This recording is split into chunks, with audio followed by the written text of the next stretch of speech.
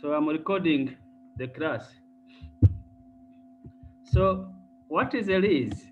We have looked at this when we are introducing, and we said a lease is an agreement between the lessor and the lessee, where the lessor offers an asset to the lessee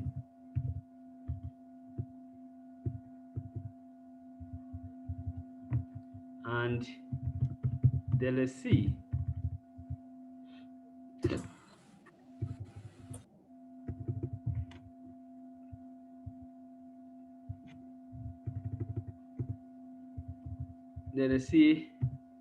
pays in installment. That is a lease. It's just an agreement where the lessor offers an asset to the lessor and the lessor pays in installment. So if you look, we remember what we discussed when we are discussing sources of finance. We looked at the types of lease, and we said leases can be classified into three. By the main reason two, we have an operating lease,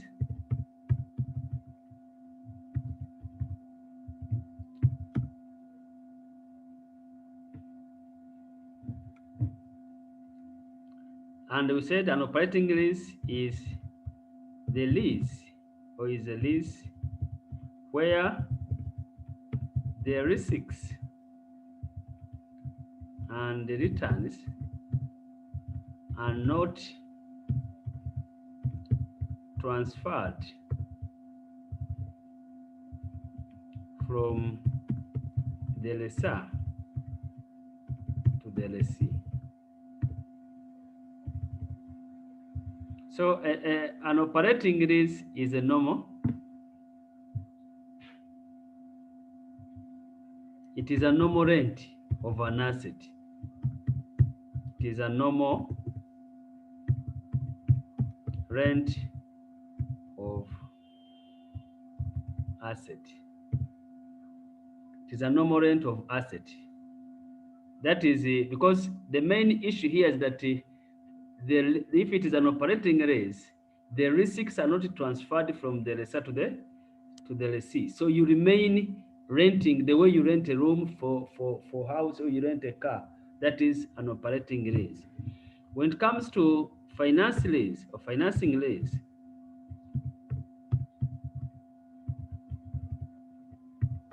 the risks and rewards are transferred from the lessor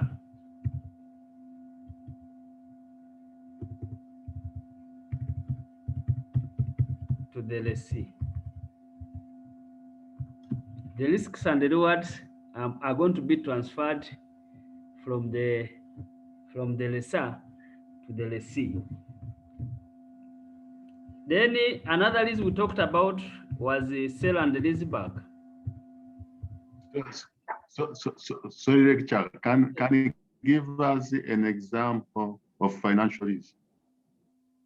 Financial lease, you are leasing an asset for a longer time. If you look at the accounting standard, if you're exceeding 12 months, it's 6 months, you can classify as it is as a financing lease. When you are leasing an asset for a longer time, then that one automatically it becomes a financing lease. You are renting an asset for a longer time. Maybe you are renting an asset for 10 years. Automatically that one is a financing lease. Sale and lease back.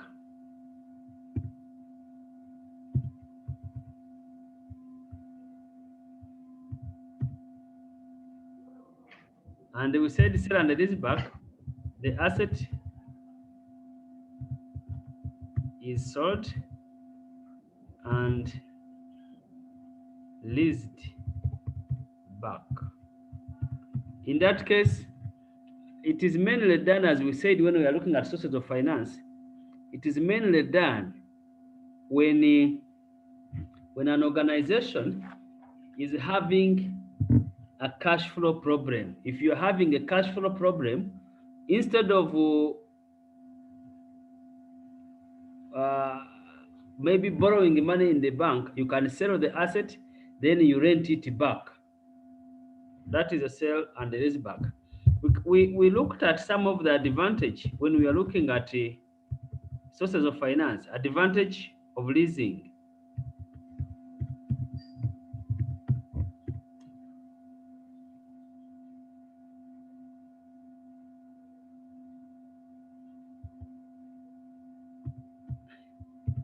So one of the advantage is tailoring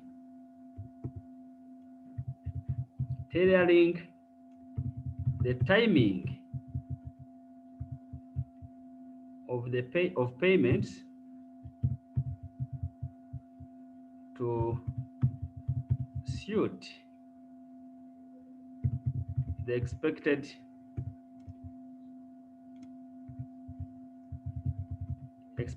cash flow. What do we mean in this?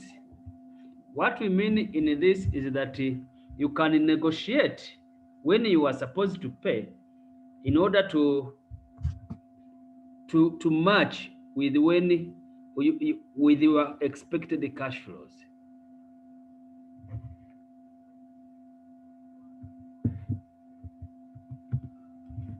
Number two is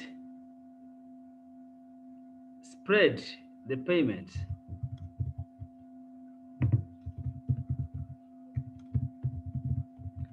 When you lease, you don't pay a lump sum amount. You are going to pay in installment, so it doesn't affect the company's cash flow so much as maybe if you want to buy an asset and they pay a lump sum amount. Number three we can talk about is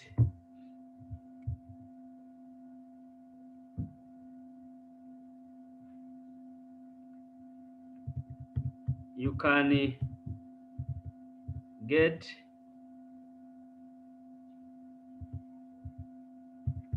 extra cash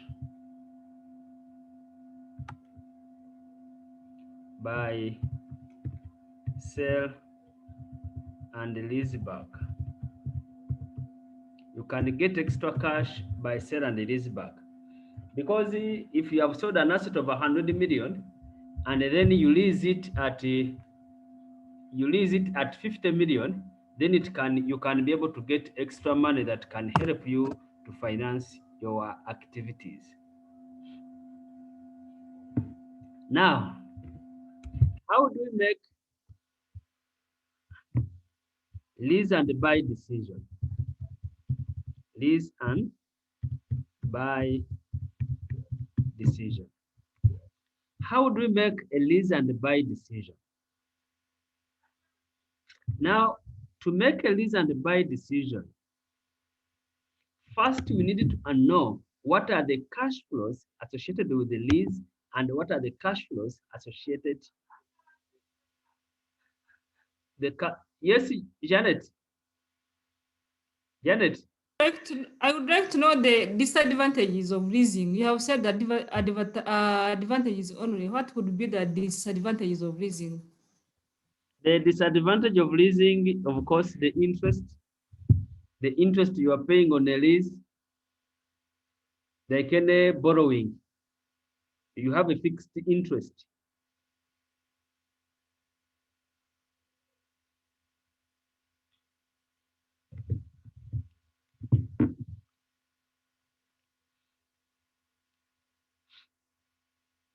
So I can say that to make a decision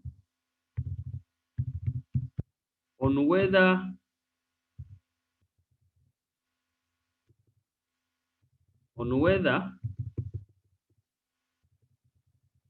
to buy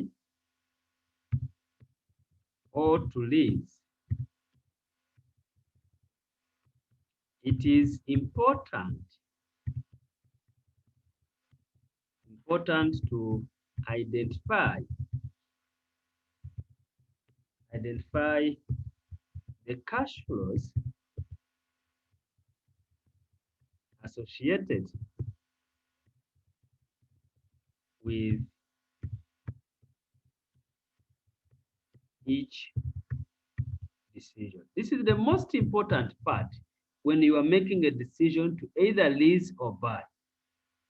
The first important thing is for you to identify the cash flows which are associated with that decision, with each decision.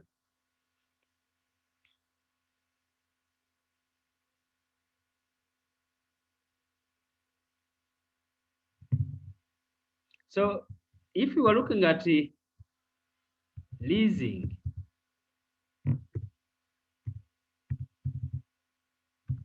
what are the cash flows associated with the leasing? So the cash flow associated with leasing, the cash flow associated with leasing include the lease payment,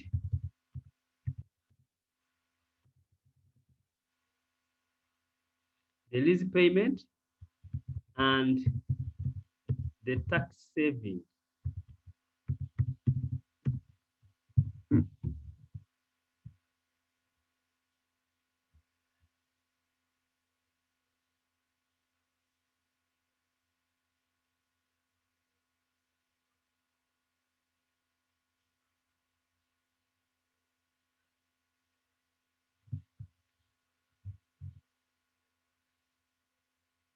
So when you are looking at lease, you are deciding to lease. As I said earlier, you need to identify the cash flows. What are the cash flows of lease and what are the cash flows of purchasing? If you look at leasing, the cash flow is the lease payment you are going to pay. If I'm going to rent the machine at 20 million every year, or at 30 million every year, then that 30 million I'm going to be paying every year is going to be an outflow, and I need to recognize it as a payment. Now, another cash flow that I need to look at a leasing is the tax saving. We know that that payment is going to be considered as an expense.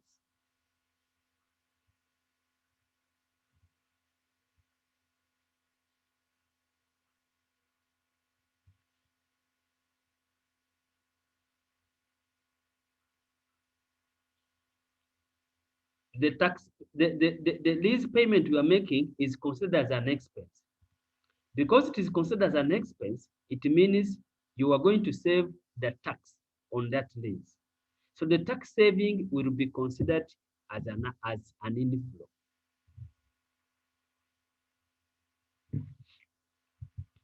Then if you look at the second,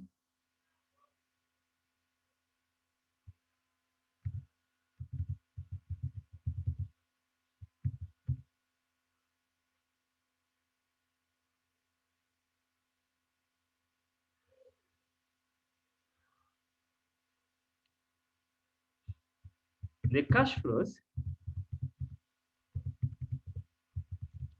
associated with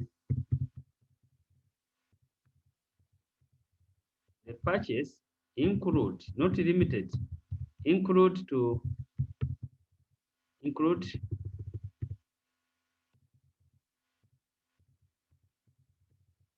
the purchase cost of the asset, the residual value,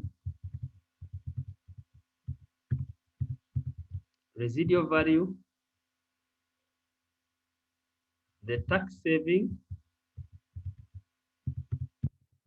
and sometimes the maintenance cost.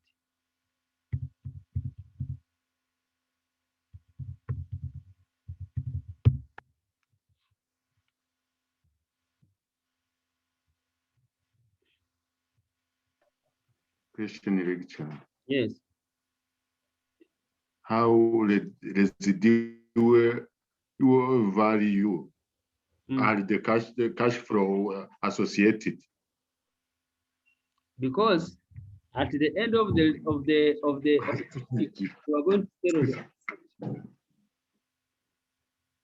If you have a project of 5 years and you are going to purchase a machine, it means at the end of year 5, that asset is going to be sold, and you are going to get money from it.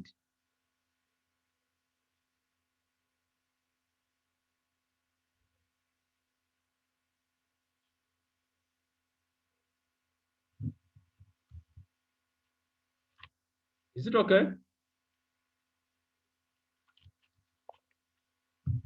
Can you repeat again? I don't catch the meaning very well. We are saying if you purchase, for example, if you purchase a machine on a project of 5 years, at the end of 5 years, the machine you purchased will be sold. Or at the end of the project, that machine is going to be sold. So you will have a residual value, which is going to be a cash inflow at the end of the project.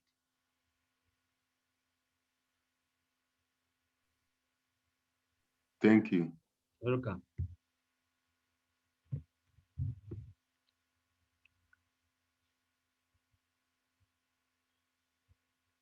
Now, how do we make a decision? To make a decision,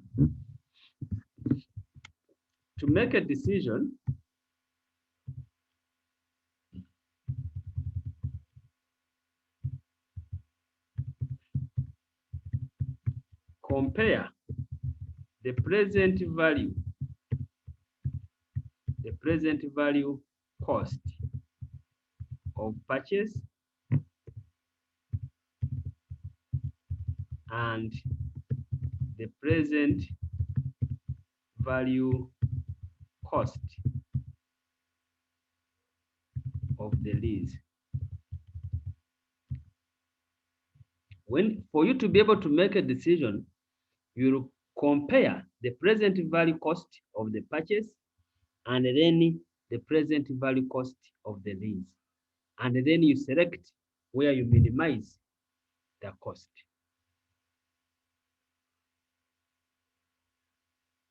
I don't know if you have a question on this.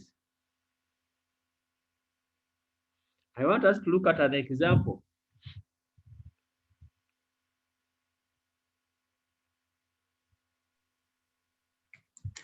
Question, lecturer.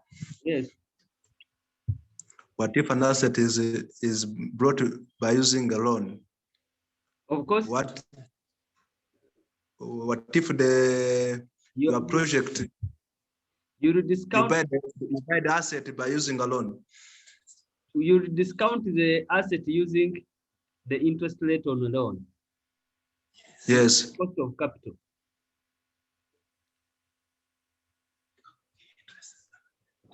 Also, interest is associated with cash flow. The interest rate will be the cost of capital. Yeah. Can you look at this example? Maybe, probably it can help us. Yeah. Yes. So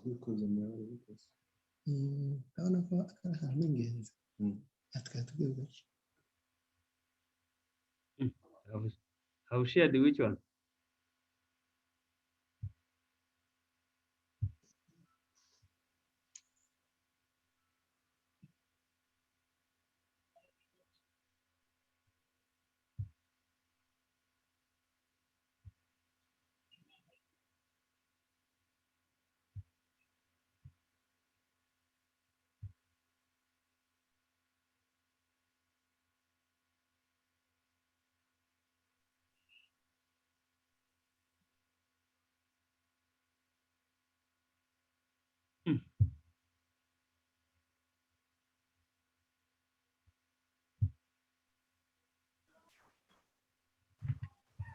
I'm not seeing the paper.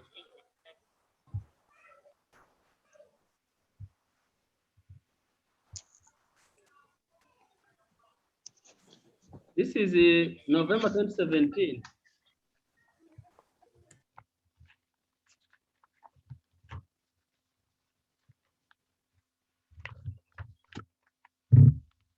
November 2017, question number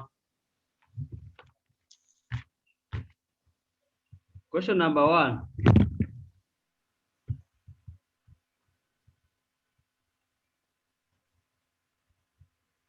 November 2017, question number 1. I think we can go through it. Yameneke yashizemo. Ngando, No. please switch off your mic. Ma honore.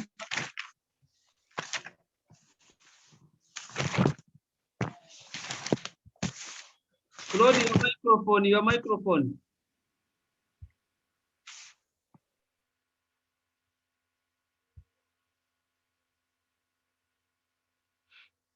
Ngando is a construction company based in Eastern Province in Ramagana. It recently won a tender to construct 5-star hotel in the heart of Kigali city. The director of the company are optimistic that if this contract is executed properly, the revenue of the organization will increase tenfold, although they are worried about inflation, which usually escalates during and after general election in the country. The execution of the contract will require a heavy-duty driller because the construction site is on a local ground. The management of NRL is divided on whether to buy or lease the machine.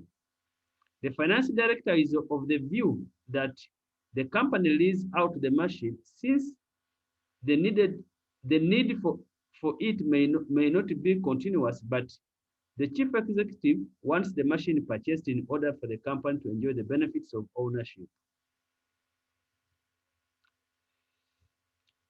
Management decided to hire a financial expert to carry out the following evaluation: determine whether the machine is worth acquiring, determine whether the machine should be purchased or leased, show the director how inflation is incorporated in the capital budgeting decision.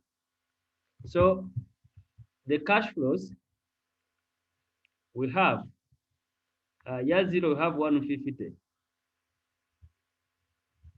Year 1 we have 30.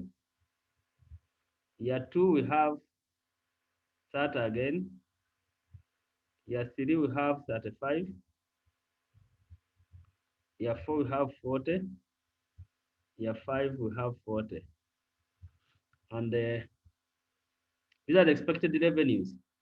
The residual value is 10. The leasing is 40 million per annum. And depreciation, 25%, reducing. Tax, 30%, is paid in the year profit are earned. Hello? Yes, please. Good evening. Can you call me up maybe tomorrow because I'm in a class now? Okay. Inflation, 70%. The tax, remember I said, it is paid in the same year. That one is very important. It's very, very important for you to, very important for you to know the timing when you are supposed to pay the tax. Very, very important. Once you fail to get when it's not mentioned. When it is not mentioned, you may assume it is paid in earlier. Okay. Then we have, this is a post-tax nominal. We have a nominal cost of capital, 10%. Then the first question is distinguish between operating and financing risk. I think you are still fresh on that.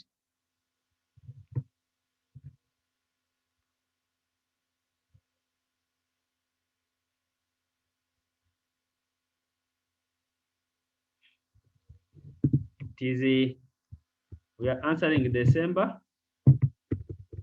November 2017. Question 1. The first part A, we are supposed to distinguish. We are not seeing the workings. Okay, I did not change it. This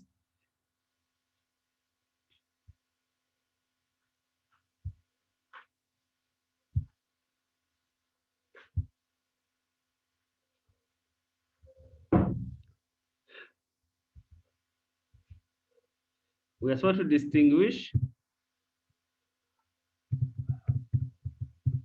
between operating and the financing lease.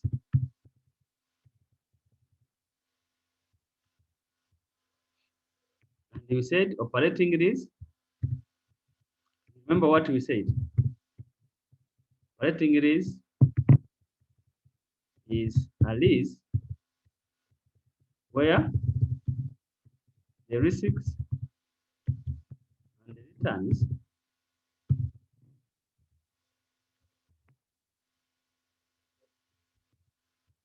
are not transferred from the lessor to the lessee.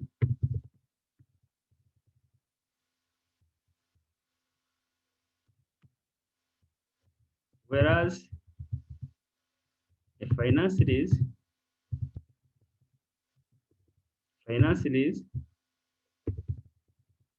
is a lease where receipts and returns are transferred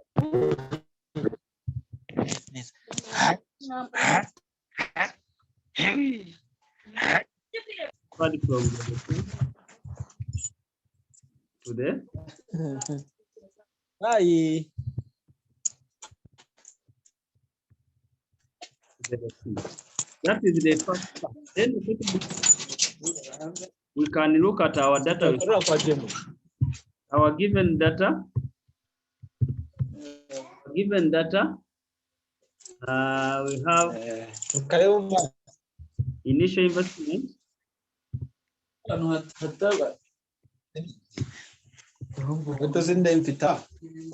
Let's do B. B. That's what we have. People are shouting. Initial investment is how much? I better mute them. Initial investment is 150. Is 150. 150 million. Then you have cash flows in year one, expected revenues. Expected revenues. This is year one, year two, year three, year four, year five. Here we have 30. This one is also 30. This one is 35. This is 40. 40. And even here 40. Even.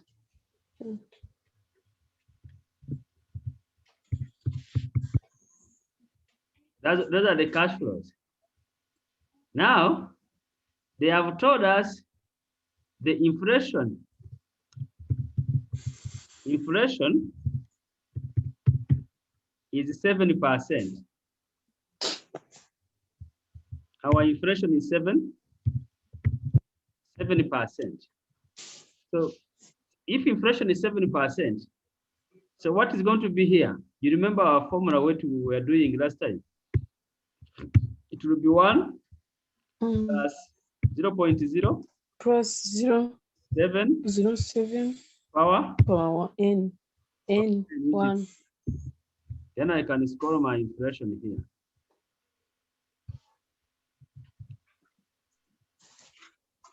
Now I can, from this information, I can get my nominal revenues. Nominal revenues.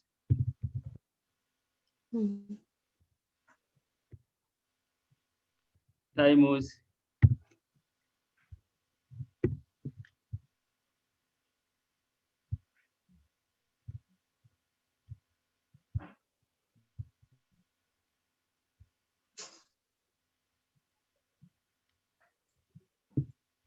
so I have already that. Then I have the tax. Tax is 30%. What else do I have? I have depreciation. Depreciation 25%, reducing.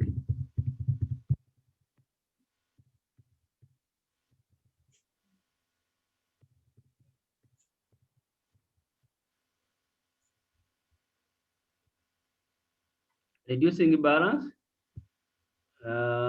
Cost of capital. Our nominal cost of capital. Nominal cost of capital, which is 10%. So the first question we are answering, is it worth to acquire? That is part B. Is it worth to acquire the machine? To acquire. It's a part C. Part B is what? Part B explain the board how inflation is incorporated in capital budgeting decision. Oh, part B. How inflation operated is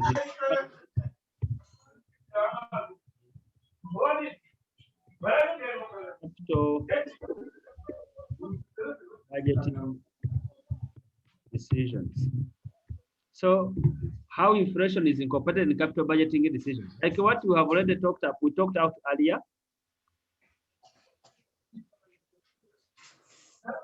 We adjust, inflation is incorporated.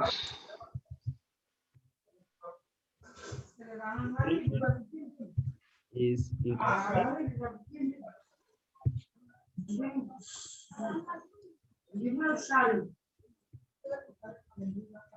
by adjusting your cash flow, the real cash flows with the inflation rate, and also adjusting the real rate with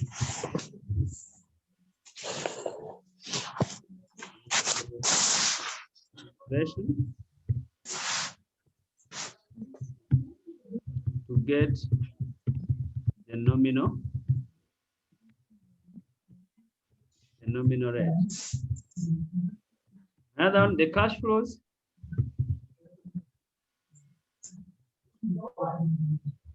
The cash flows should be discounted using the nominal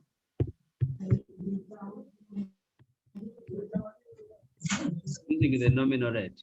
You should discount your cash flows using the nominal rate. Now that is part B. Then part C, you're supposed to evaluate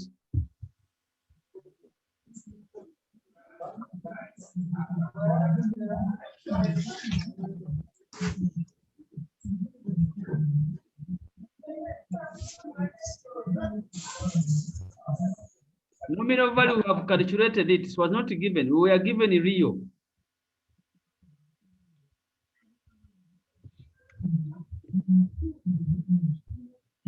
So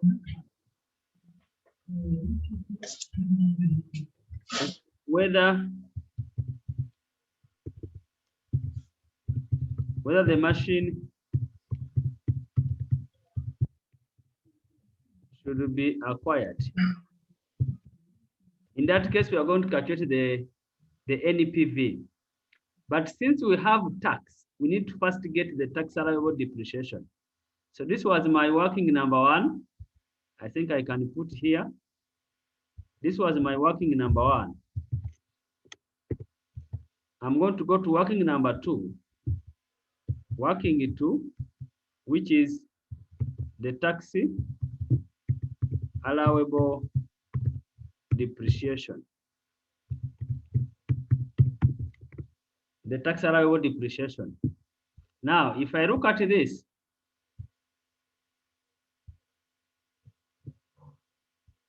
as we have already been, we have been working on it. We have the cost. The cost, we know it. The cost of the cost is 150. 150.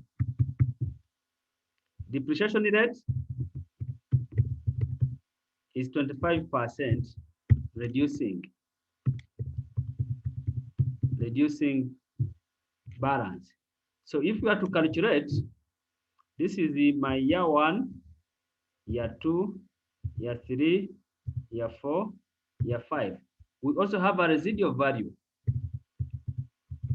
A residual value, which is how much? Is it 10? Residual value is, the residual value is it? It's 10,000. 10,000.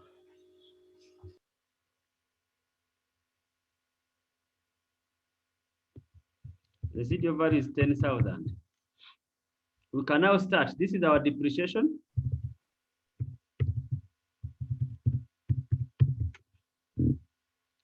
Depreciation. This is my net book value. So as we said, in the first year, we are calculating it on the cost.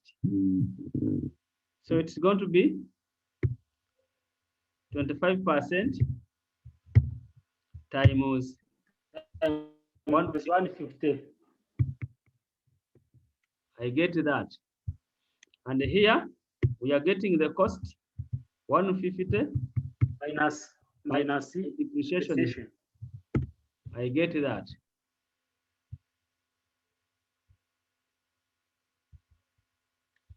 Now here, since it is reducing balance, we calculate on the book value. Yes. 5% times the book value. Yes. Then this will be this minus this. Here, 25% times the book value. Oh, I didn't put the 25%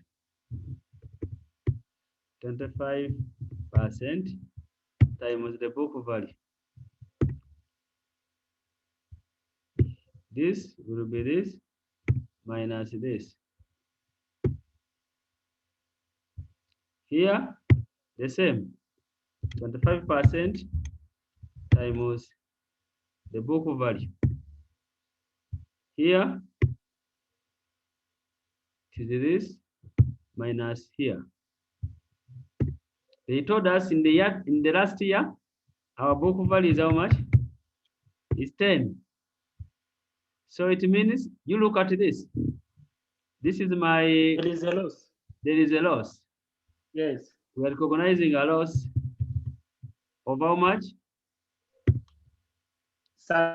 This minus this. 461. Now I can compute my tax allowable depreciation, or what we call the tax savings. Sorry, Regicha. Yes. Can you explain me why you say that at the year 5 it's a loss? because the book value of the asset at the beginning, the book value at the beginning is 10.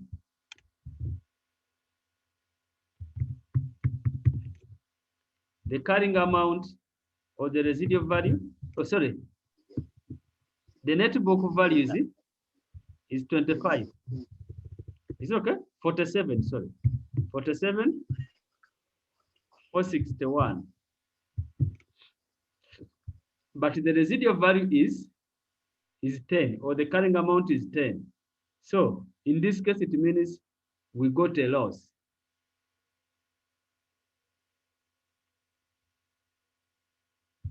So we are getting our depreciation times 30%. Then I get my tax allowable depreciation.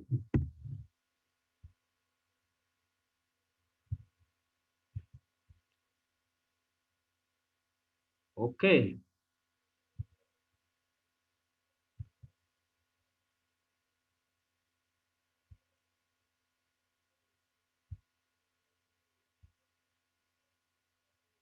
Now, since I have that, I can now bring in my cash flows. Year 0, year 1, year 2, year 3, year 4, year 5, and year 6. Oh, no year 6 because tax is paid in the same year.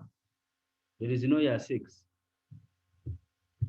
You only put an extra year if tax is paid in earlier. So our machine cost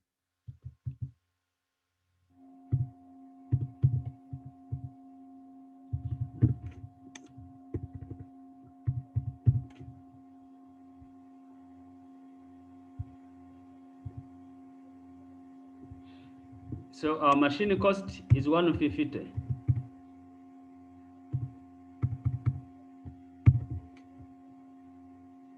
So our cash flows, at the end of year 5, we shall have 10 million. At the end of year 5. Then we recognize our tax allowable depreciation, which is working number 2.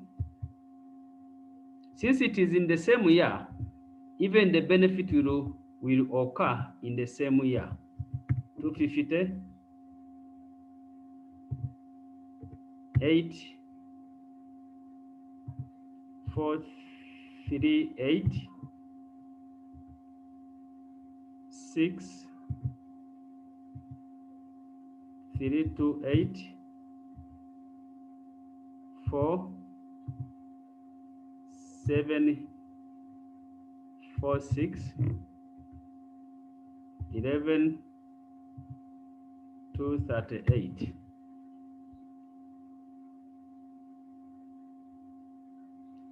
Now we can bring our revenues here.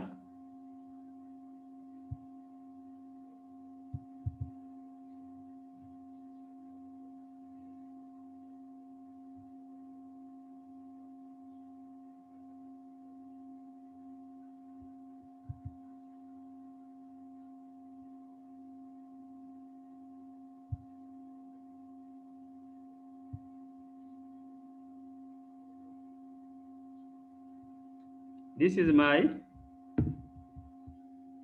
revenues.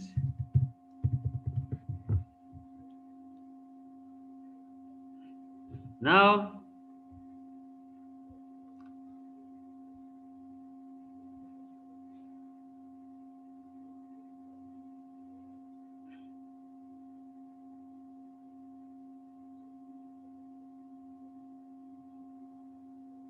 where do we get the tax saving? We get the tax saving by getting the tax rate times the depreciation. Tax saving, we get the tax rate times depreciation to get the tax saving. Then we can calculate the tax on our revenues. We are having this. So since it is paid in the same period, so the tax payment will be at the same period. So we are having, sorry, it's a minus. It will be minus this times 30%.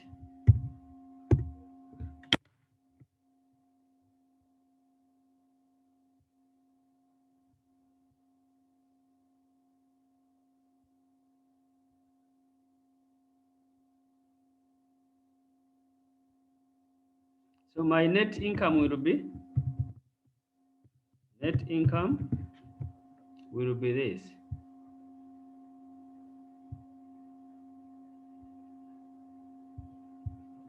Then I can now get my cash flows.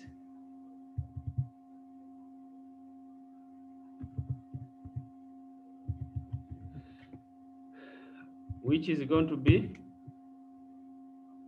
this plus this plus this. Hope it's going to scroll.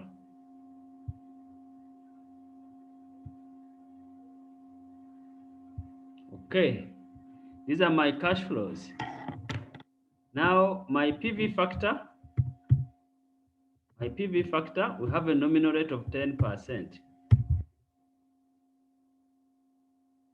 So we can substitute, remember our formula here. We talked about it several times. 1 divided by 1 plus R power N. We have talked about this formula several times. I think you still remember it very well. If you don't have that, if you are given a type financial table, you can as well use your financial tables. 1 divided by 1 plus 0.1 power period. Then from there, if for you, you just use your calculator. Me, I'm just scrolling here. Okay, then I can get my present value. My present value, I'm getting my PV factor times my cash flow. Then I have that, I can scroll here.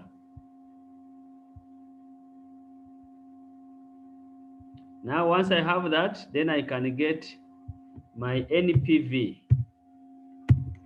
So my NPV will be the summation. I'm adding all my present values to get the NPV, all the present values. So in this case, they should accept it, or they should, since the NPV is positive, since the NPV is positive, they should accept, or they should acquire the machine. Since our NPV is positive, then the company should acquire the machine. I don't know if you have a question on this, or we can continue to the next part. Let me see some questions in the chat room. Why revenues in negative multiplied by the tax rate? Where did we put a negative? And no, the revenues are positive. They are not negative. All revenues are positive. I added the residual value. It is added, please. The residual value is this plus this, then plus my net income. Then I get this. The residual values are added. See, I click on cash flow to see the formula. The cash flows. Yes, to see the formula. No, it is the residual value plus my tax saving plus the net income. Okay.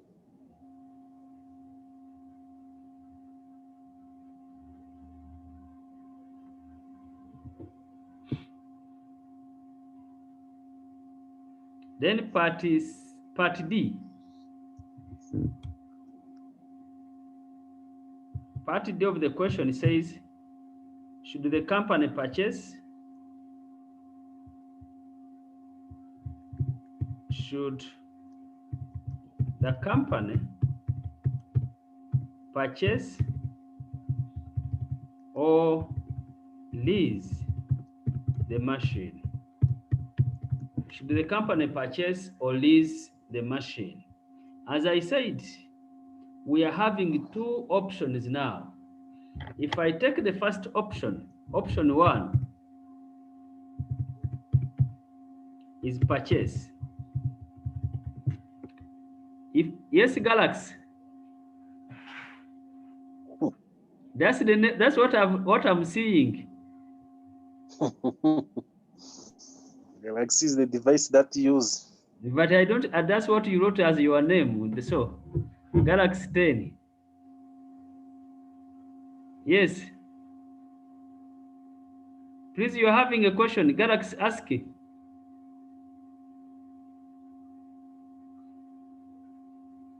Oh, you have gone.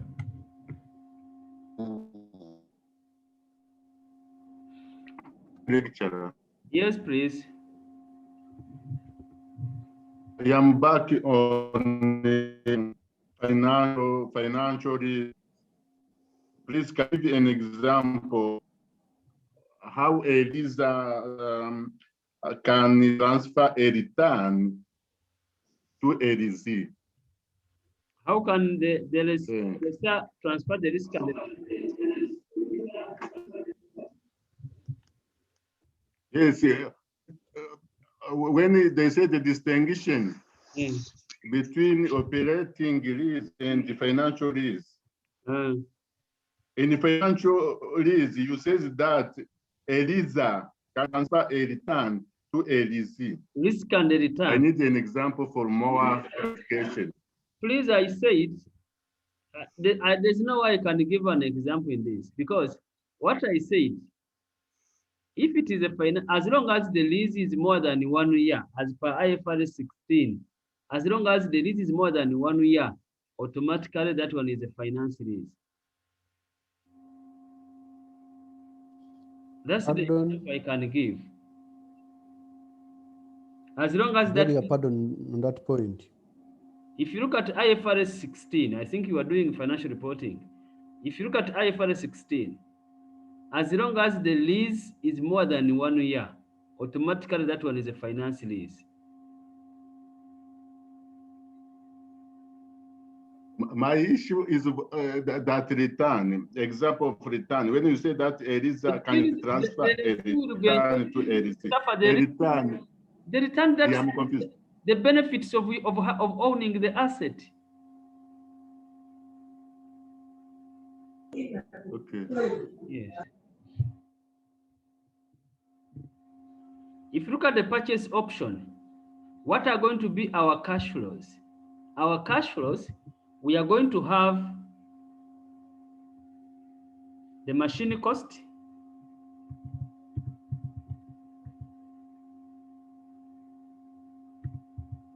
because we have year 0, year 1, year 2, year 3, year 4, year 5. We are going to have the machine cost, which is going to be 150.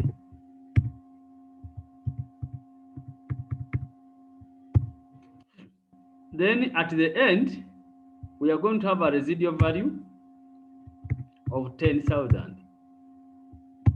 Sorry, this is positive. We are going to have a residual value of 10,000 at the end of the investment. Then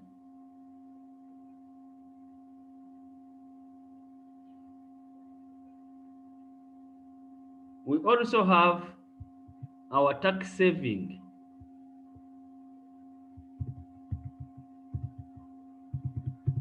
which associates with the asset, which we have already calculated here.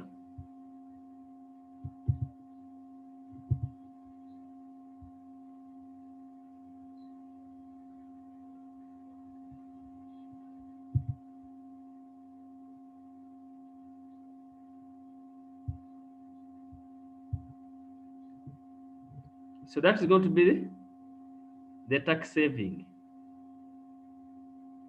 Now my cash flows, my net cash flows,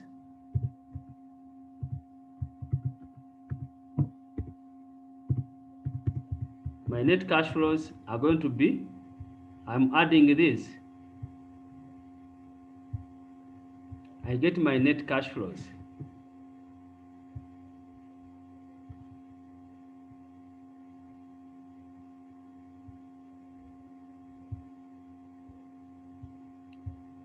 Now,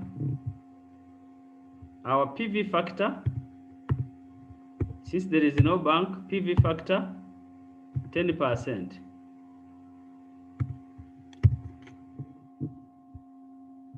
So I can copy these ones.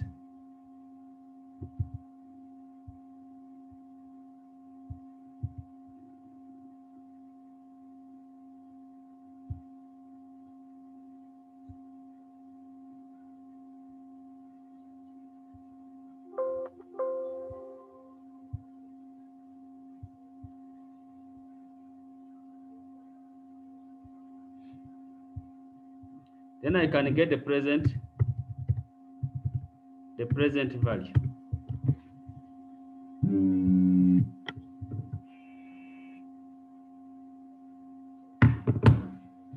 Which is my PV factor times the cash flows.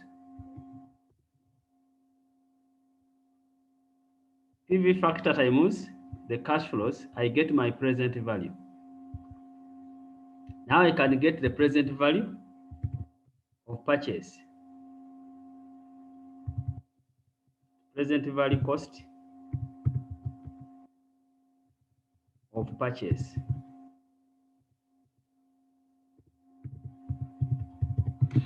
Which is going to be the summation of all my present value. The summation of all my present value.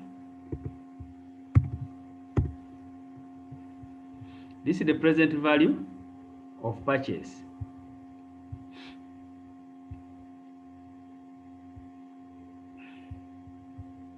In this case, I've taken a purchase option.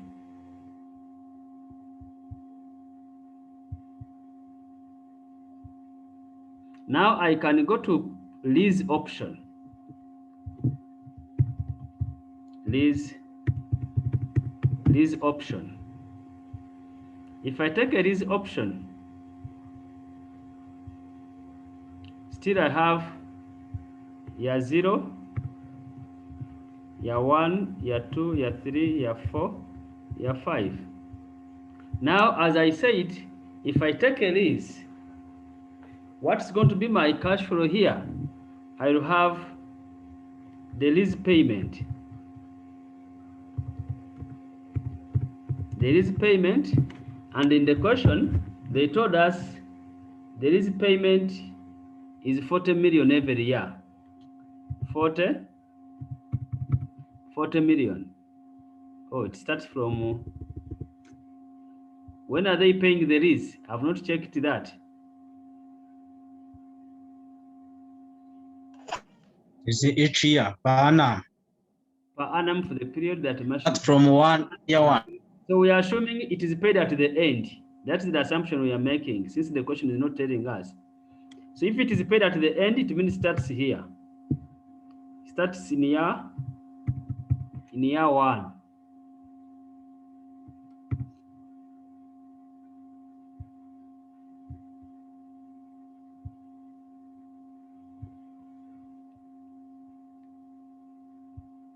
So that is going to be the lease payment. Then, since the lease payment recognizes an expense, then we can calculate the tax saving.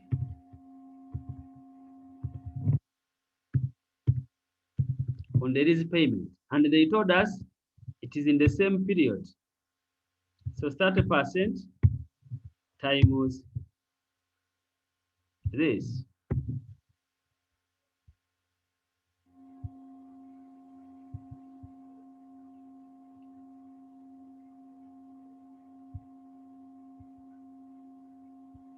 So my cash flow,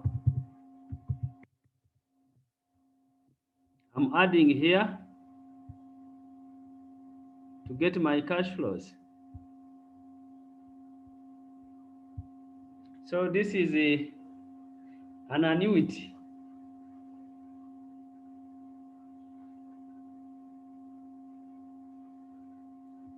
It is an annuity. So since it is an annuity, I'm going to get, because the cash flows are constant. So because the cash flows are constant, I have an annuity. So the present value will be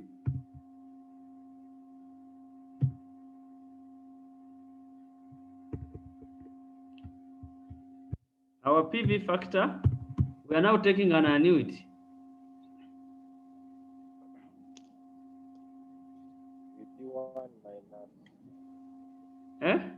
We are taking the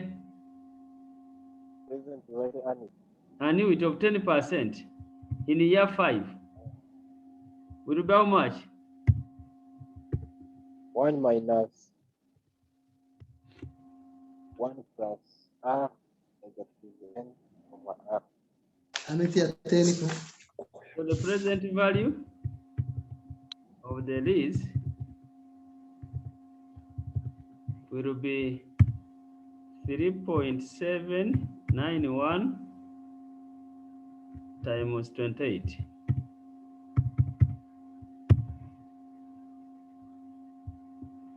This is 3.791 times 28.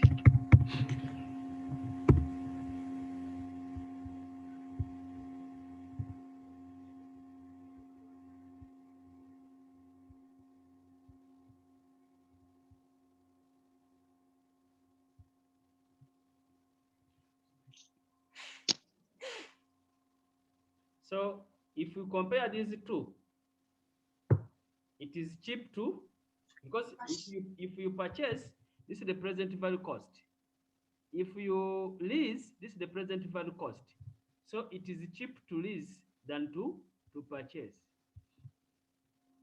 It is cheaper.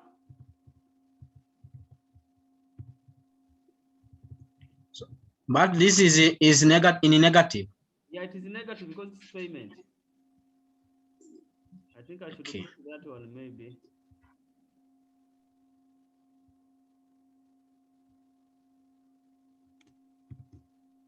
Lecture. Yes. Where we found the present value of the lease. We are getting the annuity factor in year 5, interest 10, which is 3.791. Using this formula, you know, 1 minus 1 plus R power n, then I divide it by R. Because the cash flows here are constant. Because the cash flows are constant, then it becomes an annuity. So I need to get the annuity factor of year 5, interest 10, using this formula. Okay, thank you. Welcome. So Sorry, sir. Yes, please. I mean that tax saving on the same option must be equal. No. They are They are not the same for the same option. Yes. Which one? On purchase option and release option. The tax saving cannot be equal because the tax saving on lease option, we calculate it on the lease payment, and the other we calculate it on the depreciation. So it cannot be equal. Okay.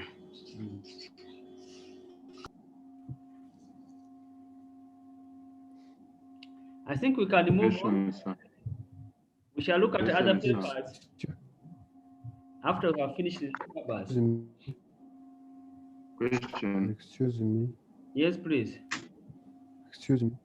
Yes. I'm asking you why. Can you these explain me why you didn't putting into consideration inflation rate Why we didn't? when you purchase option and lease option? Why we didn't put into consideration the, for example, tax saving is calculated on the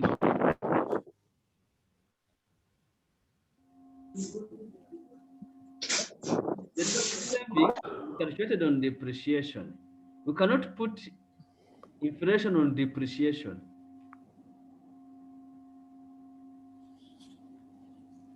So lecturer. Then another one is we have lease payment. If the contract is 40, inflation is not going to change the contract of 40. Excuse me. Yes. Excuse me, sir. Yes. Why is it that the value of the purchase is put on the second year? Just check your phone. It's And it is shouting. not. You repeat the question? I'm asking. Yes. Why is it that the present value of the lease is just calculated at the second year, and it is not extended to the following years? Why do you say I've calculated on the second year? It is for total. Maybe.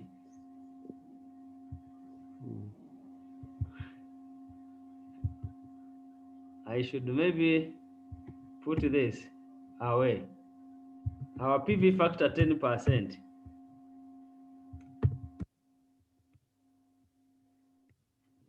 And I can copy these ones from year one.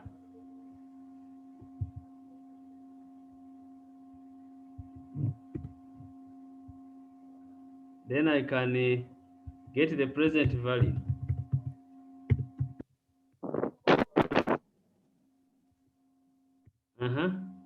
This times this.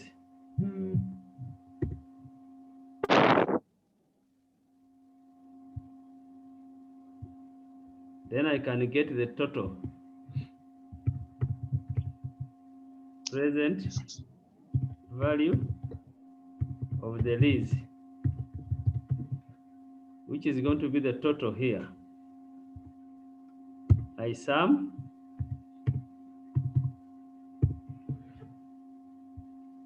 I get the summation of all of these ones.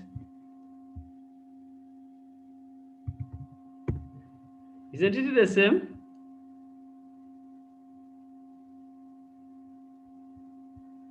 Okay. Now I see. It is the same. Understand. Yeah, it's because It's the same. what I simplified here. It's because when you have annuities, here the cash flows are the same. So you just calculate an annuity.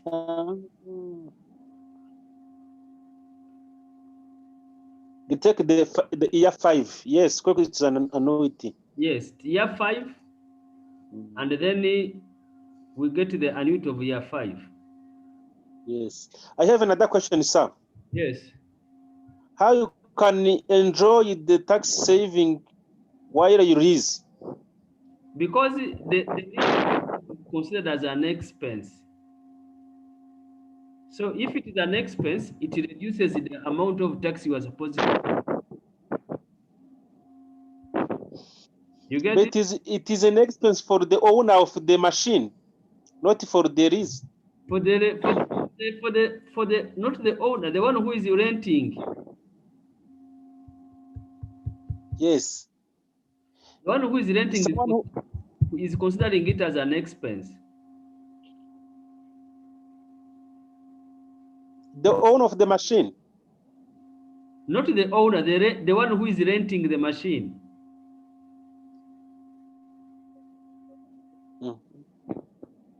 The lessee. Yes, Yes, the lessee can enjoy the tax saving. Yes, because he is renting, he's going to reduce that amount of rent as an expense.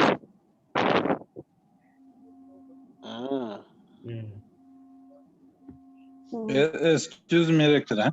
Yes, please. Excuse me, Rector. I'm hearing. Yes, I want you to go to come back on the explanation you provided on the inflation and the depreciation, because I did not get it well.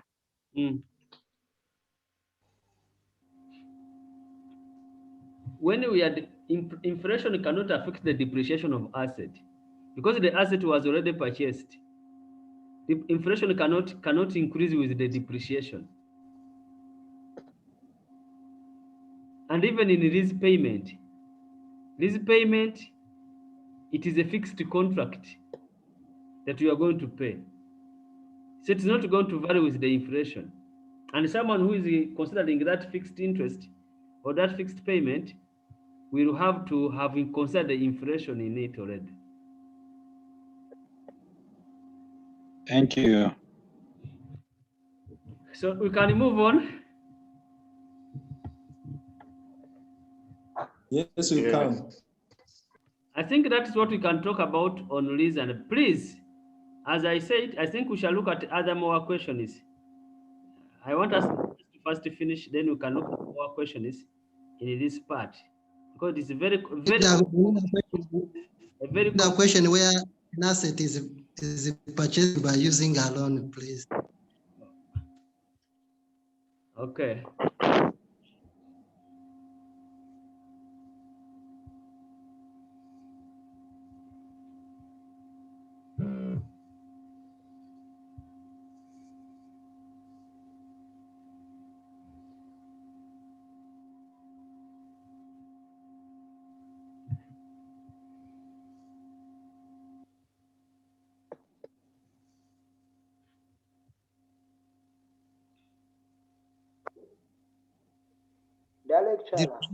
Yes. December 2019. December 20? December 2019 question, maybe question 1, eh? Yeah, but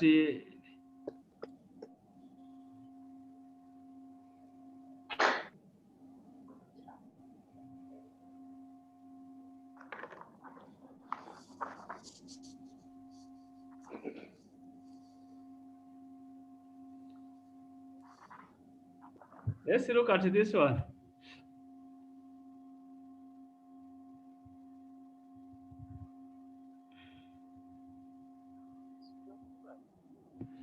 This is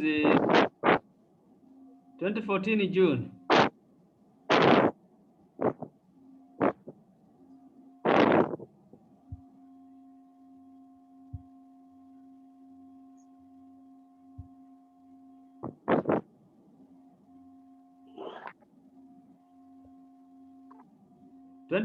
June.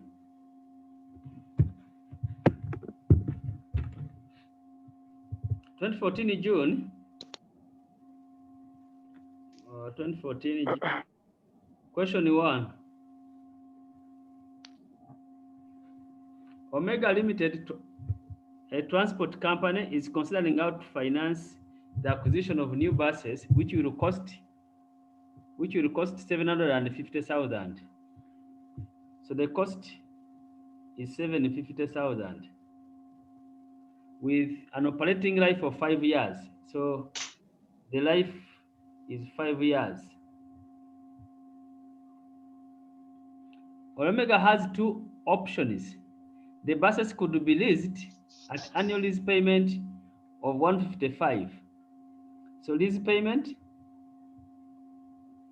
is 155,000 per year for 5 years, of course. The buses could be bought at 750 using a bank loan of 7% interest.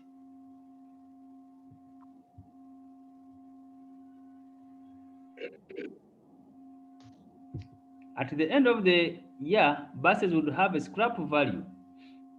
So our scrap value will be 75%. If buses are bought, a maintenance cost of 20,000 per year will be, we have a maintenance cost of 20,000 per year.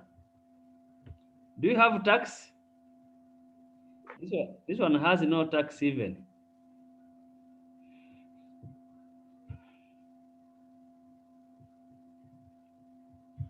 Have to assume like the 30%. No, we cannot assume. No. Don't assume. We cannot assume.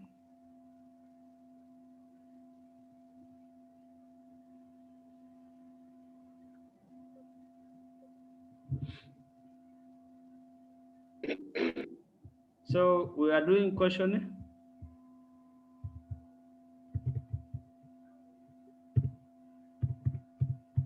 Questioning 1,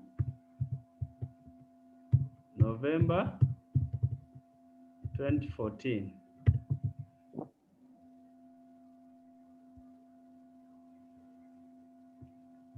So we have share as the workings. Don't see them. Okay. It's June. It's June, not December. It's June, eh?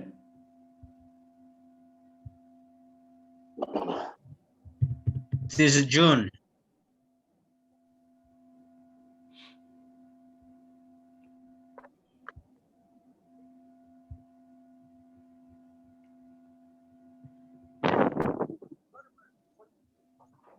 So we have a purchase cost. Our purchase cost is 750. 750. Then you have, this one is not even calculated. Life, 5 years. Then we shall look at others. When we are revising, fully revising, we have scrap value. Scrap value.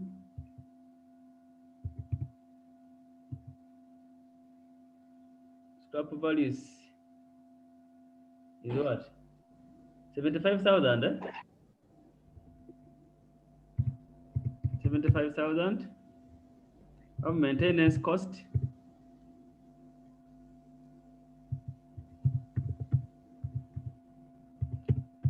$20,000 per year. We have a banker loan. Banker loan, which is 7%. This one is, don't look at it as something too different. When you have a tax, it means you would have adjusted the cost of the loan using the normal way you calculate the cost of the loan. But since we don't have a tax, it means we are taking 7% as our cost of capital. Yes. Hope I'm understood. So if we take the first option, option 1, or purchase option, we have not even given depreciation. Purchase option. So this one, year 0. Depreciation is 20%. Yeah, there's a depreciation. No, because the life is 5 years. Okay, you can calculate it, but there is no tax. So if there is no tax, even if depreciation doesn't have anything. 2, 3, 4, 5. So since we don't have tax, we have the purchase, the purchase cost, which is 750, and you have a residual value of 75,000 at the end. the end of year 5. And they have told us if we decided to purchase, we shall have a maintenance cost. Maintenance cost of 20,000 every year.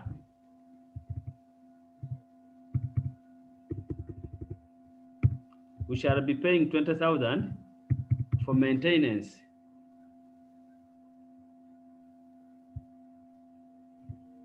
Every year. So our cash flows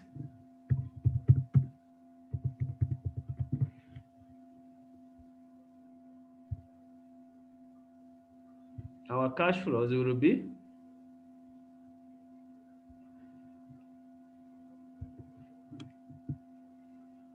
so our PV factor, since there is no tax, our PV factor is 70%, since there is no tax. So I can now use our formula that we are using to 1 divided by 1 plus 0.07 power this. Yes.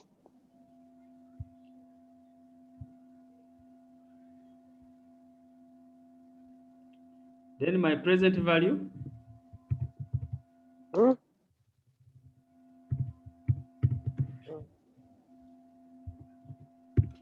getting my PV factor times cash flows.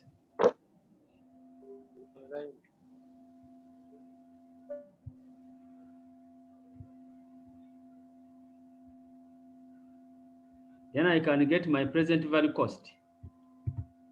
Present value cost. My present value cost, I'm going to add all my present values. Sum all my present values up to year 5.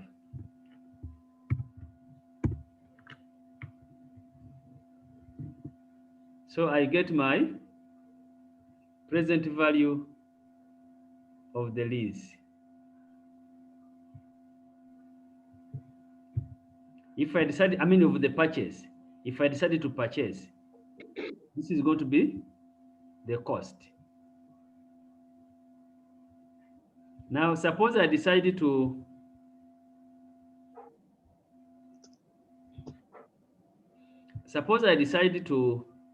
lease. I go to lease option.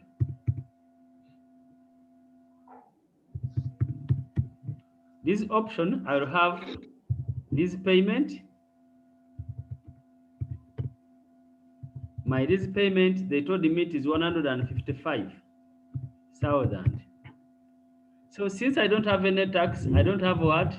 It means this is going to be constant every year. The lease payment will be constant every year. So is it paid at the beginning? When is it paid? It is payable at the start.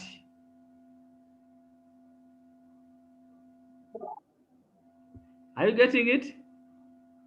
You are paying It's paid at the beginning. At the start of the year. So if I began from year 0. In advance. Year 1, year 2, year 3, year 4. It will be paid like that. So our lease payment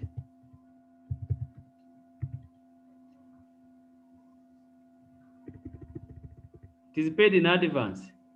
So this is going to be paid here.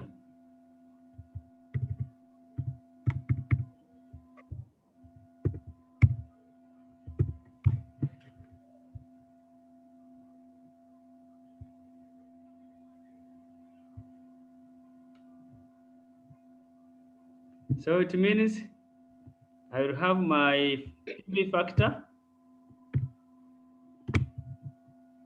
70%, which I get these ones. I can copy this up to year 4.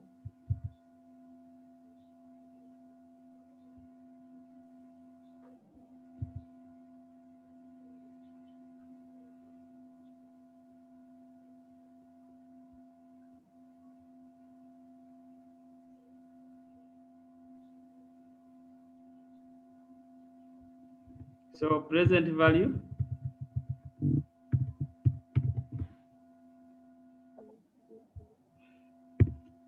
I'm getting this times this.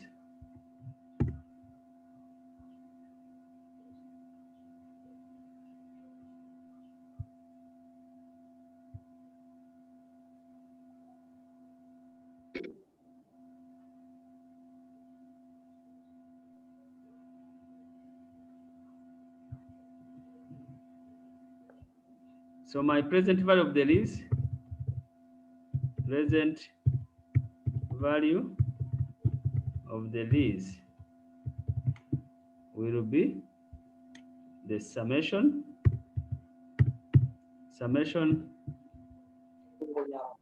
of these ones.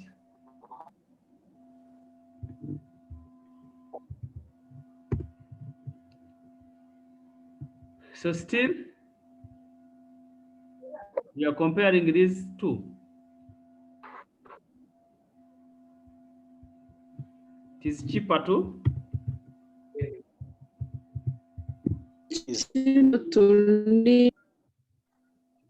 lease.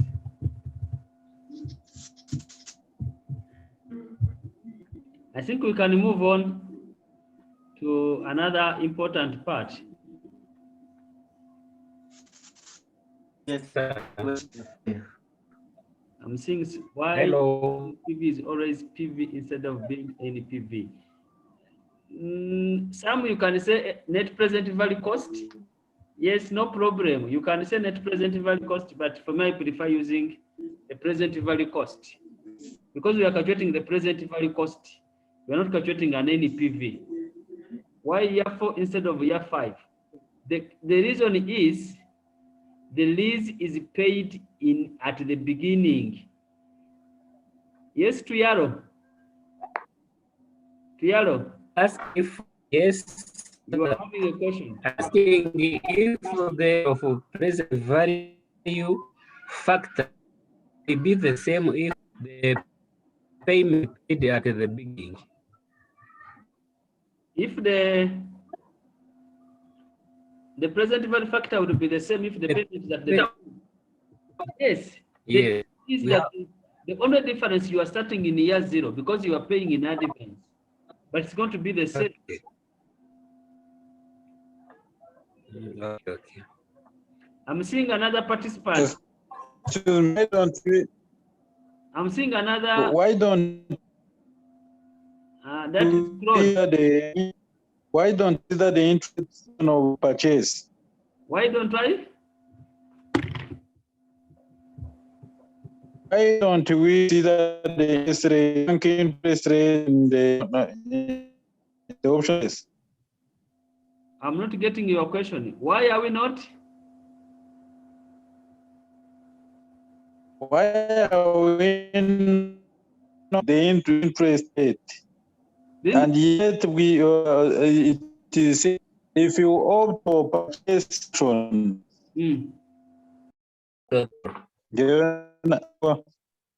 Ndabona Excel yavuyeho muri kuyibona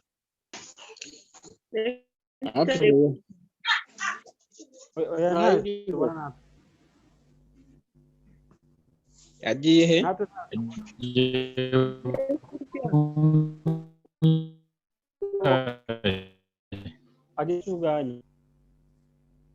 Arenza aho purchase ko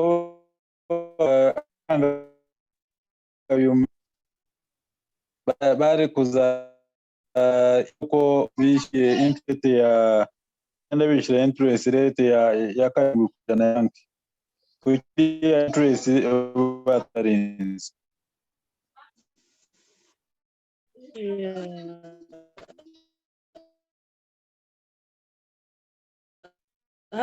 by tax rate batanze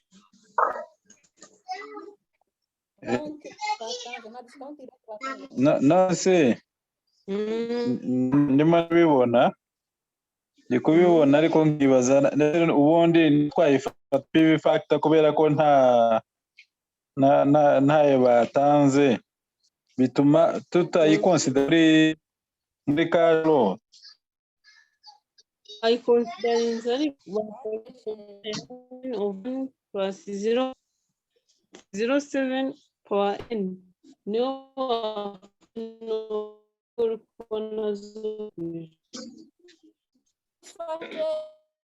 ko baramutse bayikonzemo out bakongera nka PV factor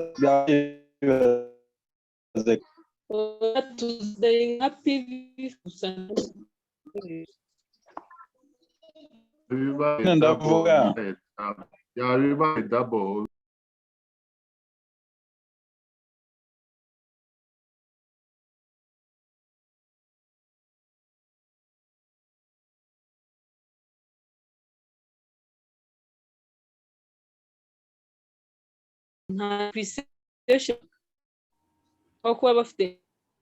My internet is not stable. It goes and comes. I don't know what has happened today.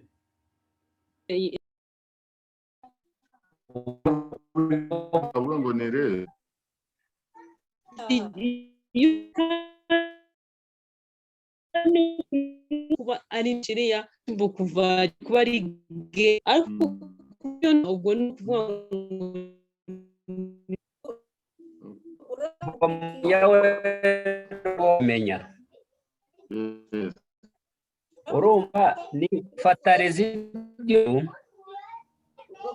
aho aruza asset yawe inyuma ya life span noneho ni ukuvuga ngo ku mwaka wa nyuma nugurisha asset yawe uzabona ibihumbi 10 ariko net book value yari ibihumbi 47 urumva ku mwaka wa yego ku mwaka wa kane kakaranye ya 40 rero ku 10 ku mwaka wa gatanu urumva.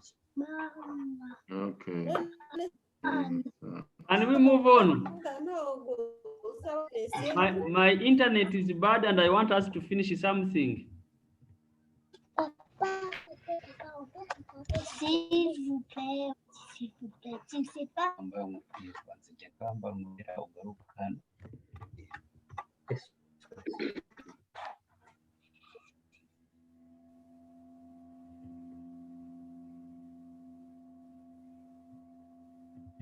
I want us to talk about this. Capital. Internet is bad. Capital rationing.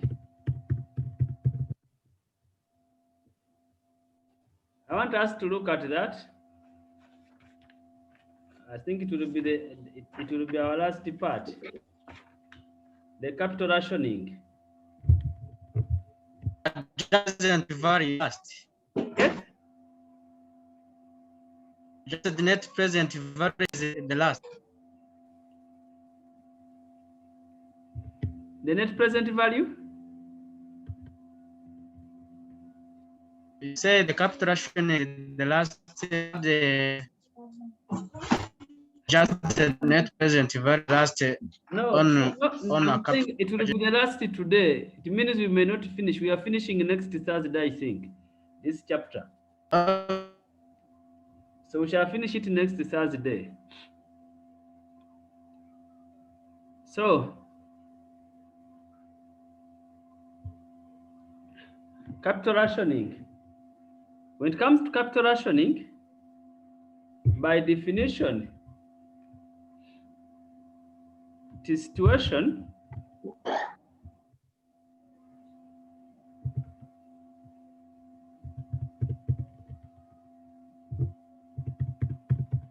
where the company has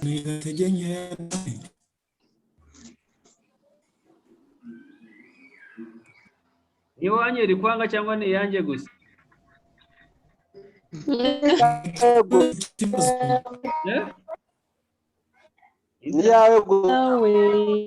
Internet ntago nzi ikiyabaye uyu munsi.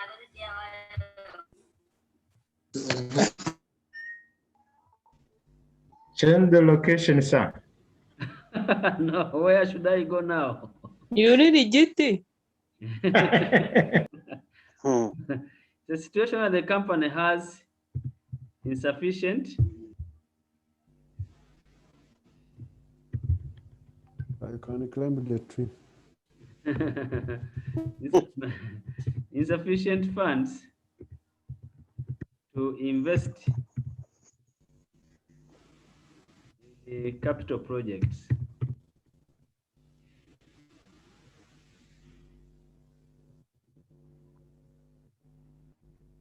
It is a situation when it comes to capital rationing. It is a situation where the company has insufficient funds to invest in the capital project. You have good investments which have got a positive NPV, but you don't have enough money to invest in those projects. That's what we call a capital rationing. So the types of capital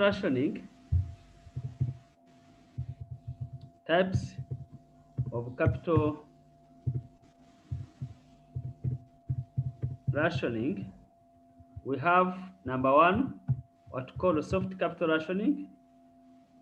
Soft capital rationing, and we have number two, hard capital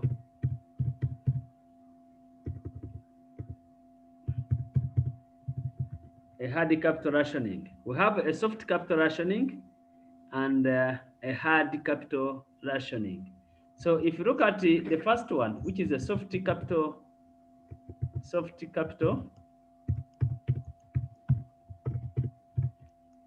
rationing, a soft capital rationing.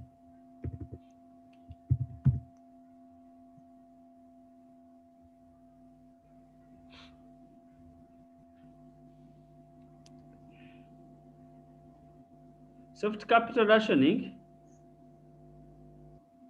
are mainly caused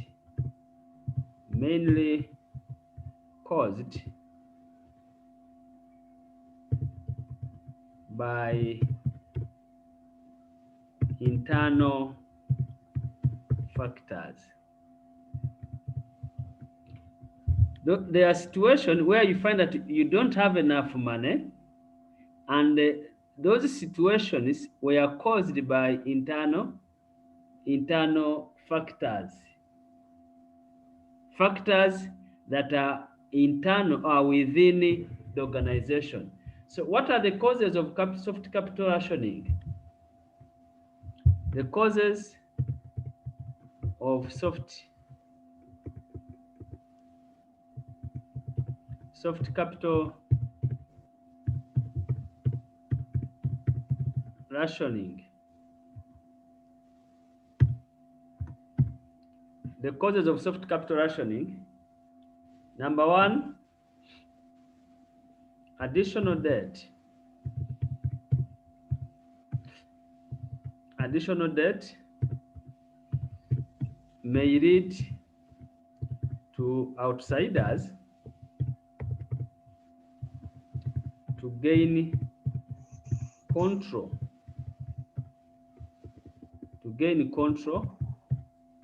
over the company. So the company may fear, or the managers may fear to issue a debt, fearing that if they issue a debt, the outsiders are going to get control of the company. That is one reason, just about fearing. Number two, additional shares may lead to the dilution of earnings per share. Still, that one is also from fearing that if the company issue shares, then it's going to lead to a decrease in the earnings per share, or to the dilution in the earnings per share. So with such reason, then managers may not be willing to issue shares, or the owners may not be willing to issue shares because they fear to dilute the earnings per share. Number 3,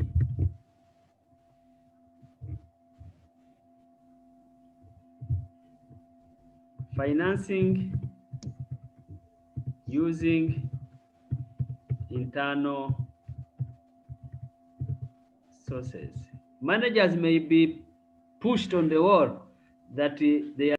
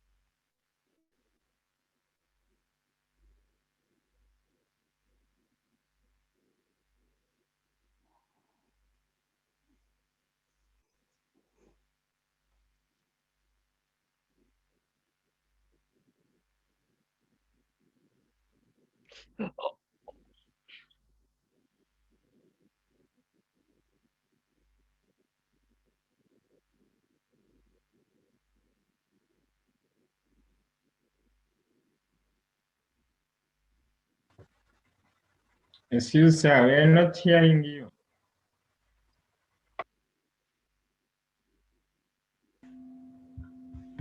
You know, it had gone off.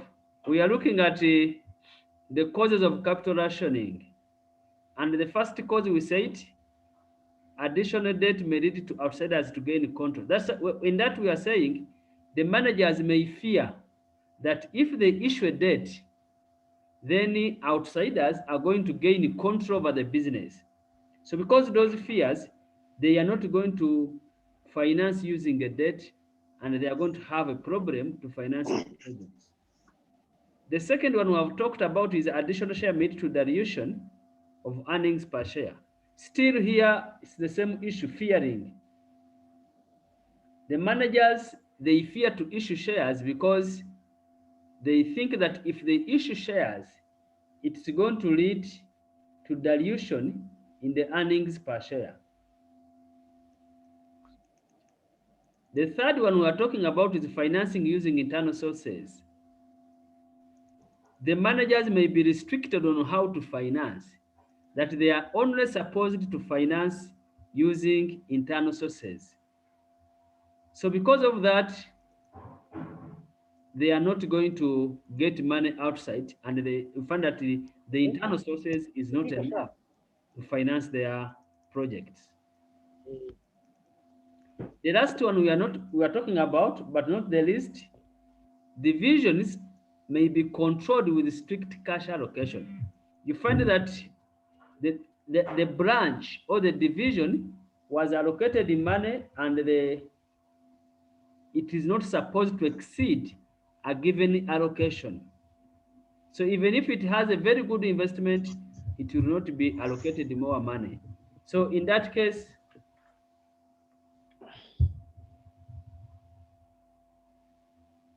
the business may be faced with soft capital rationing.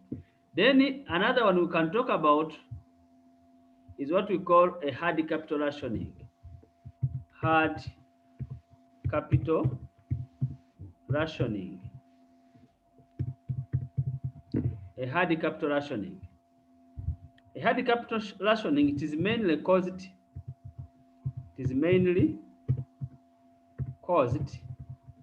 by external external factors. There are limitations to investment, but these limitations are caused by external factors. The causes of hard capital rationing, the causes of hard capital rationing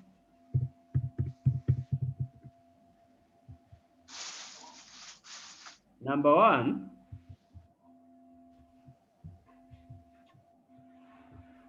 share price are depressed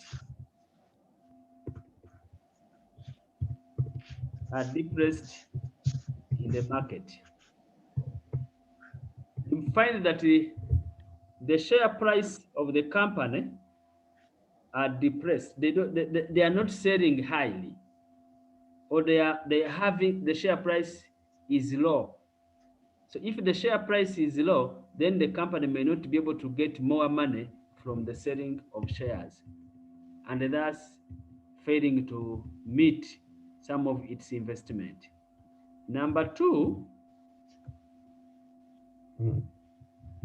restriction to bank lending. Restrictions to bank lending. So you find that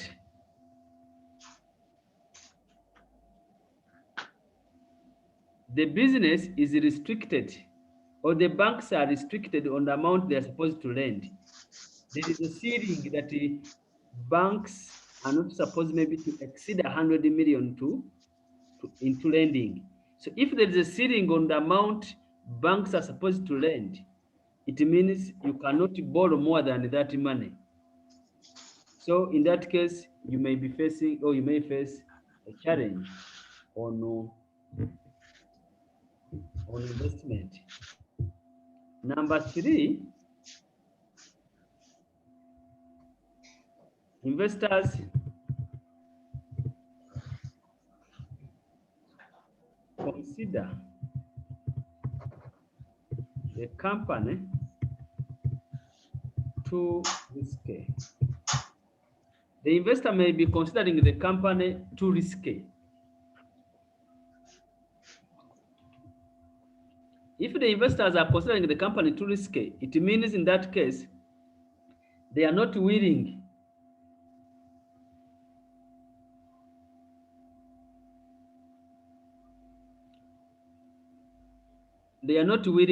to invest in the company, because they look at that company as a risky business. So they will not be willing to invest in the business. So the last one, but not the least, investors have recently provided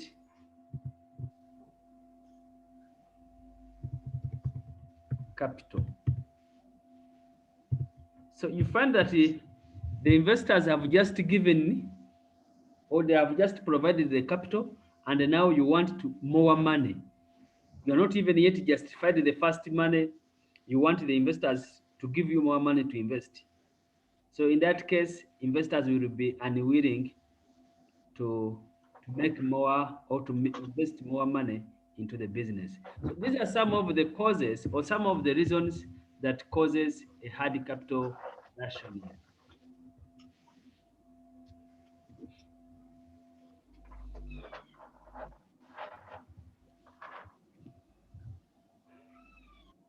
So decisions, or investment decision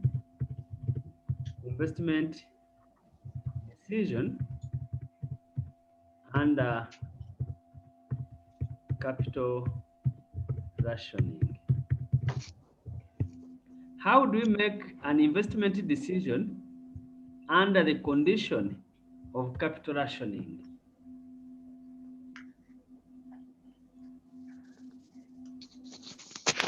So to make a decision,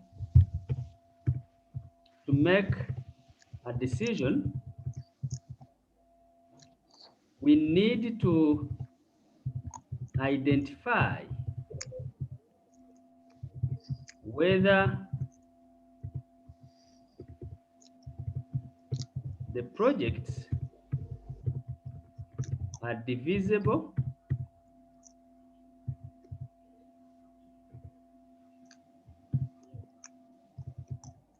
or not. If projects or if investments or projects, if projects are divisible,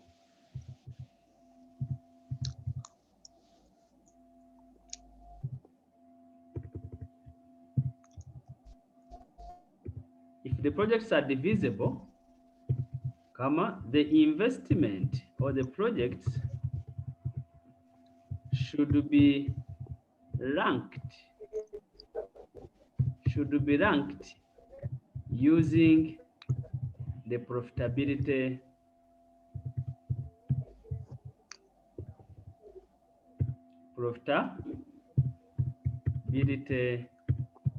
index.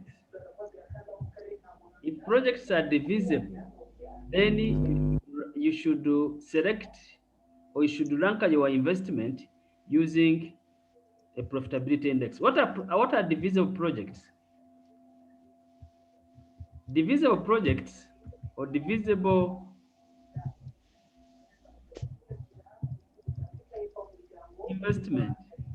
You can correct there. It is not divisible. It is divisible. Correct.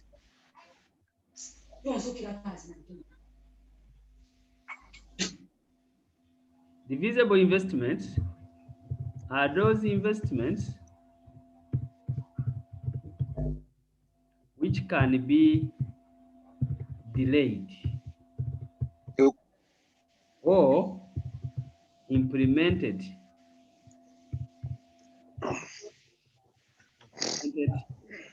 in phases.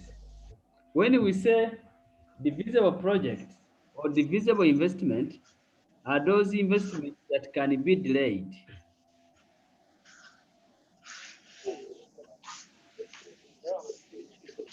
Then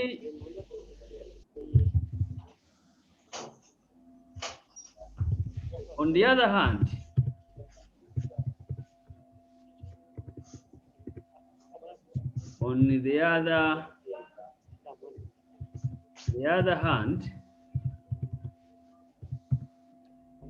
non-divisible if the investment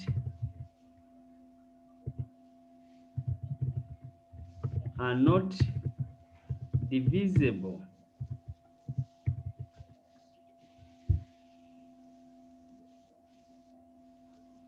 then they should be selected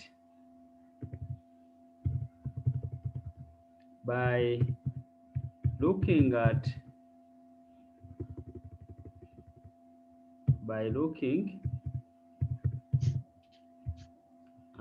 a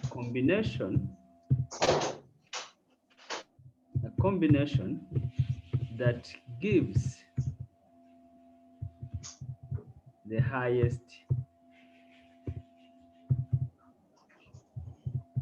NPV.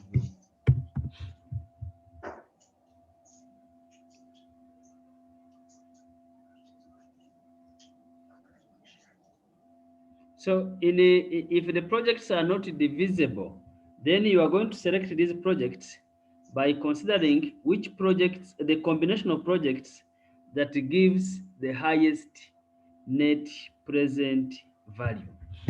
Let me see if you have a paper to look at.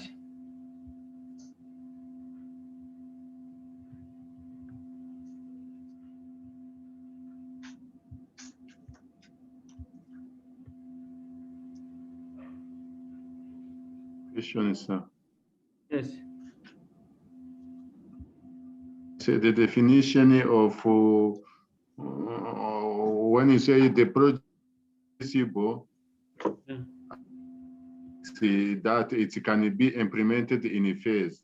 But if the projects are not divisible, I didn't see clear the explanation.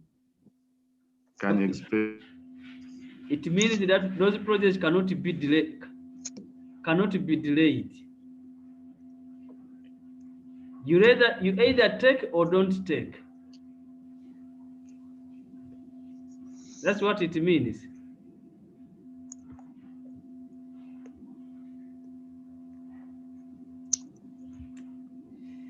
I didn't get the question on this.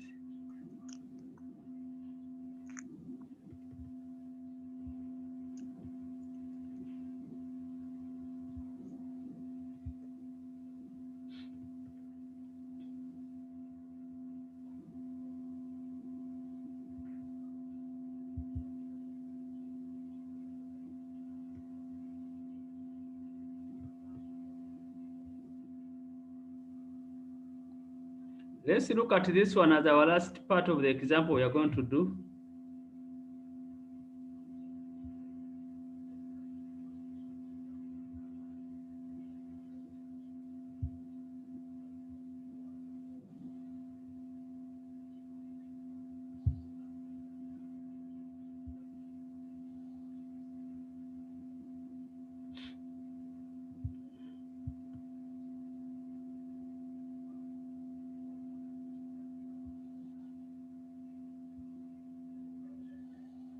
This is the 2017 June, question number 1. 2017 June, question number 1. We can copy the data. Please, someone copy. I'm copying P, another one copy Q, another one R, another one S, such that we can move fast. I see your dinner is getting cold. P, I'm copying Q. P, sorry.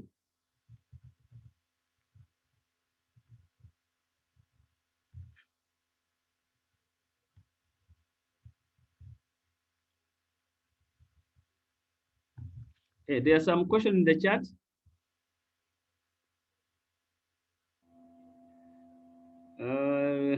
Very tired in 1 hour. Only Mr. Ha. Don't be the laziest. I'm not getting what?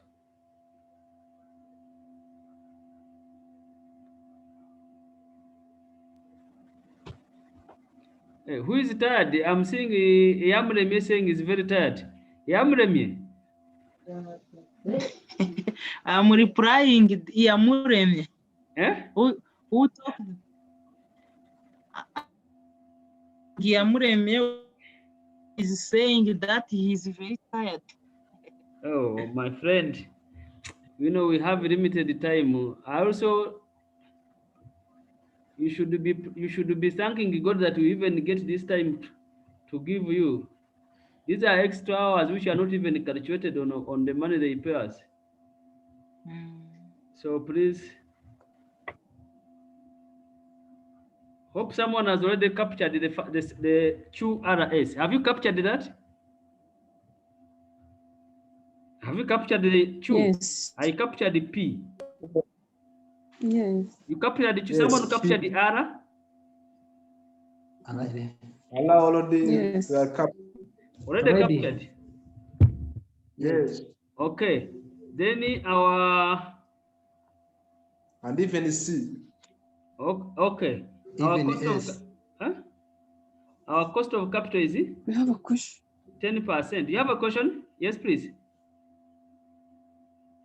Available fund 300. That's the available fund, 300,000.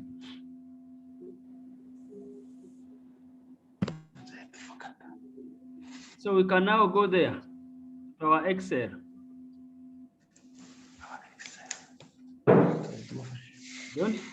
Don't get tired. This is the last one. Before we proceed to Excel, look at there is a statement that none of the 4 projects can be delayed. Yes. Divisible. Yes. that sentence.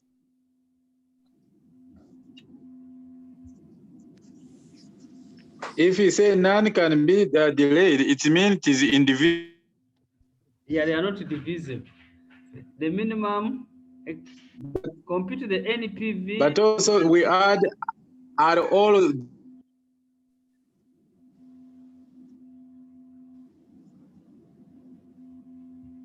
Which project should be undertaken with the limited? My question.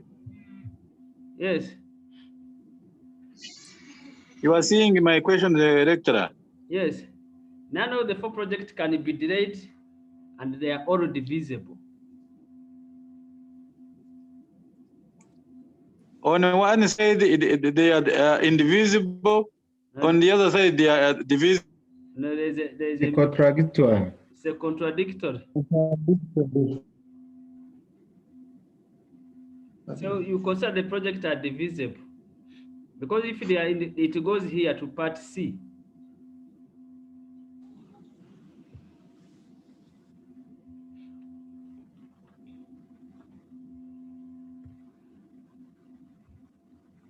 We can look at that. I'm taking project P, project P, project P. We have 2018, or that will be year 0, year 1, year 2, I think year 3.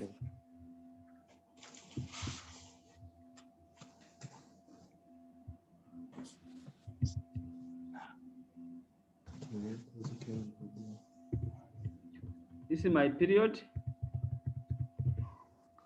This is my cash flow. This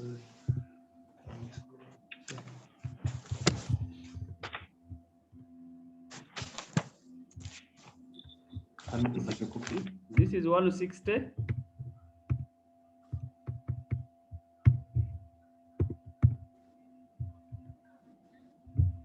This is 130. This is 125.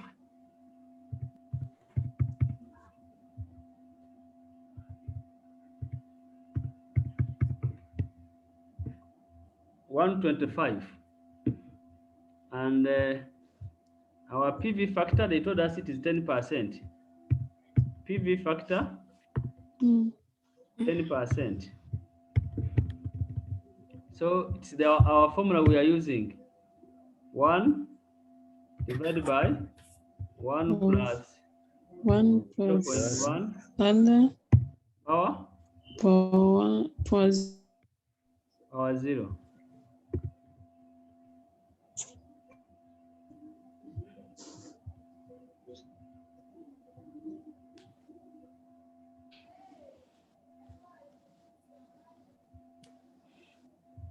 So my present value,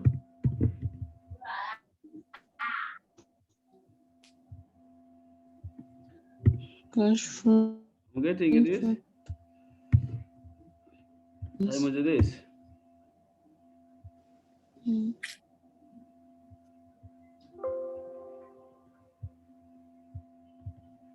So we are adding here.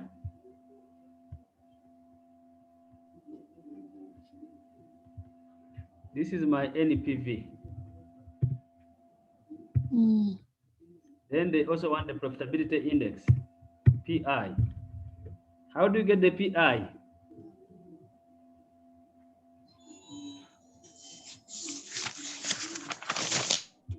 It will be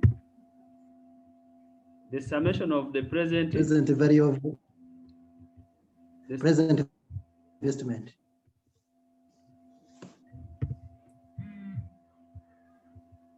The present value divided by initial investment. Initial investment.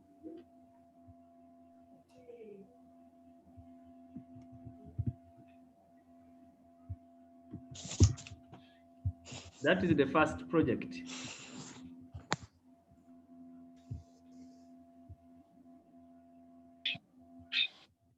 Project what? P. Project Q. Huh? Project Q, yes. Project Q. Yes. Q. Okay. It is 0, 1, 2, 3. Excuse me, Rector. Yes. That formula of PI. Yes. You've taken the present value, Divided including that NPV. Hey, I included the NPV. You can click in it. Yes. Should be this. In the formula you make, you've taken NP. Yes, you can see. Okay, I should remove it. This should be F33.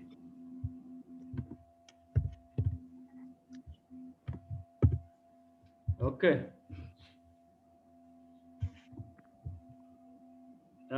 Project P2. Tell me the cash flow. 130,000. 130,000. 120,000. 120. 125. 125. And 145. And 145. 45, please. Yes. Yes. This one is already got.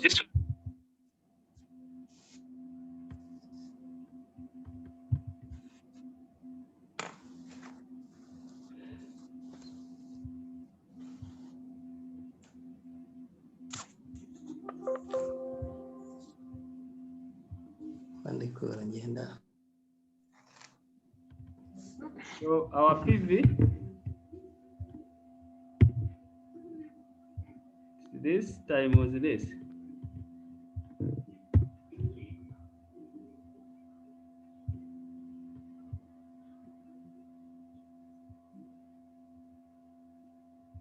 So you can add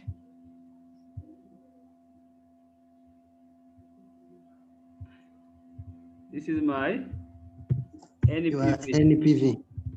Yes. So, what is the PI? It's going to be equal sign sum of the present value. Hope this time we don't make a mistake. Of initial investment. This is a minus. Divided by initial investment. 130. 2.47. Hope this time I have not made a mistake. Huh? Yeah. Yes, that's correct.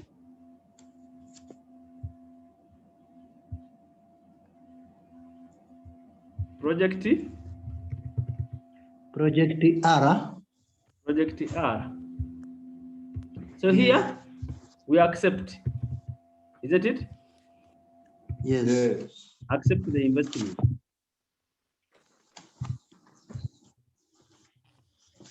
Even here, we accept also.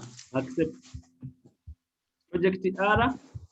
This is 0, 1, 2, 3. Tell me the cash flow. 140, 150, 160. 150 minus. And 170.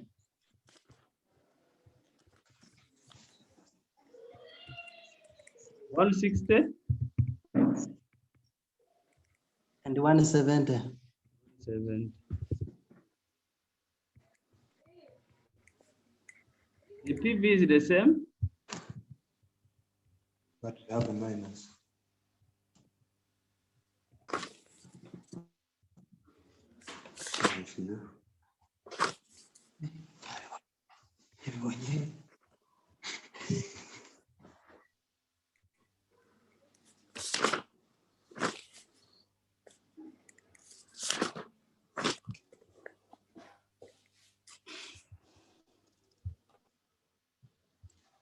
my PV.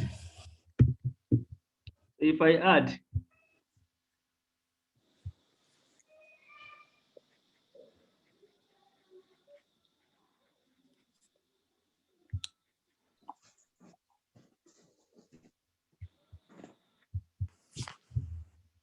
this is my NPV,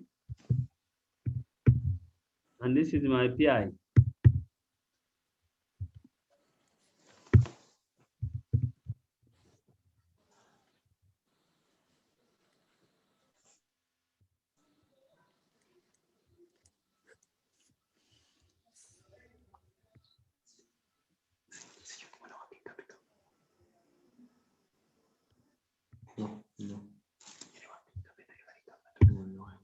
So in this case, we reject. Isn't it? Yes. Yes, it is. Why do we reject? Reject. Because I have negative NPV. Reject the investment. Because it has got what? Negative Because it's less than NPV, one. and the PI is less than 1. Yes. What is PI? Profitability index. A question, teacher. Yes, please. I was asking for the profitability index on the formula, the minus sum. Is it on the formula, The or it depend on the NPV? If we use this one, if you want to put into percentage, it will be this -1. Yeah, that one you. Even if you leave it like that, it's okay. Project. What she means? We normally put that negative summation. No, you can leave it like that. Project, the last one is project. Project S. Project S. Yes. Period 0, period 1, period 2, period 3. So cash flows. 150,000. 110. 110. 130. 130. And 140. Then I can copy this. Then my PV, I'm getting this.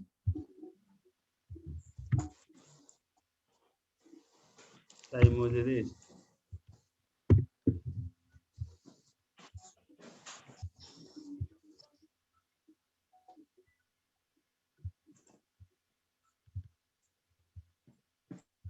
So my NPV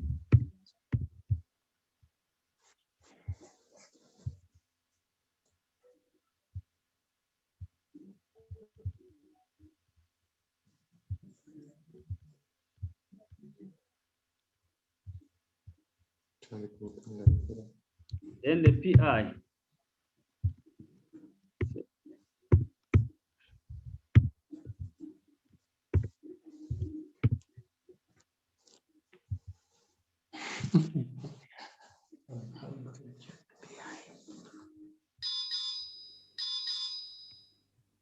Divided by this.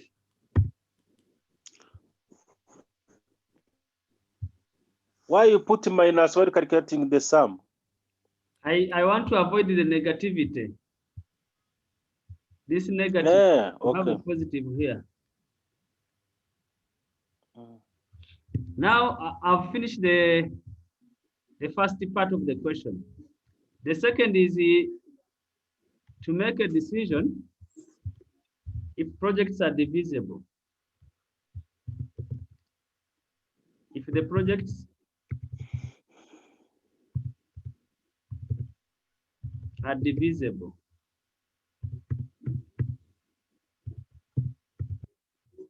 If projects are divisible, We have project. Remember project, this one we accept, isn't it? Yes. Question, teacher. Yes. We make a decision according to the NPV or according to PI? If the projects are divisible, we are making it according to the PI. Projects are divisible. Remember our capital limit is how much? The capital limit. The Maganata. 300,000. 300 million. Okay, so we have project S. Project S. Project T. So project P. Project P, Q. Project Q. Yes. Project R. R and S. And S. And S. So their initial investment? Initial investment 160, 130, 140. Our initial 160, 160, 130, 130, 150. No, 130, 140. 140. Yes. And 150. Huh? And 150. 150. These are the initial investment. Then our PI went off. PI. What did you get in the first one? Our PI 1.97. Yes. 1.97. 2.47. Project R, we don't include it because we have rejected. Yes. Yes. Project R we have rejected. We're only considering 3 projects. This is 2.4. I think 7. 7. And this is 2.08. Then I can rank. So I'm going to rank this one number 1. Number S, number 2. This is number? And number 3. Number 3. So what is going to be my investment plan? My investment plan. It means I will begin with investment Q. Yes, investment Q, which is 130. Then I follow investment S. Investment And then investment P. So I will give investment Q the all required resource, which is 130. 130. I give investment Q, investment S, the resources it requires 150. 150. Then I give investment S only how much? The remainder. 20. Okay. Because it's are divisible. Because are divisible. So if I look at my NPV. So why are you giving it 20? Because our capital, the capital we have is only 300 million. We cannot exceed it. Okay. So the NPV here we got? NPV? Yes. And for Q, for P? For P. 155. 155,402. 155. 400. And this will be 160. 162. 60. 22. No, for the Q is not. This is what? For Q is 191. That's what you told me first. 191. 337. 337. S. 162. 162. 62. 60. 22. You like that? Now this one, to get the NPV here, it will be 20, because you're going to invest 20 You're going to apportionment. out of, at first it required how much? It required 150. P what the 160? NPV. Yes. Then times. Yes. It's Times our NPV. Is how much? P. 155. 155. 55. 402. 402. So it's the one we are going to get here. 20 divided by 160 times 155, 402.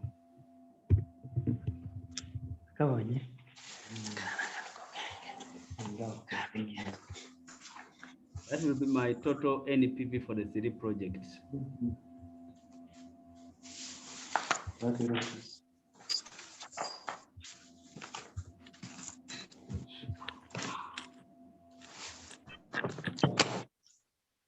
Then they're telling us the projects are not divisible. That is part C.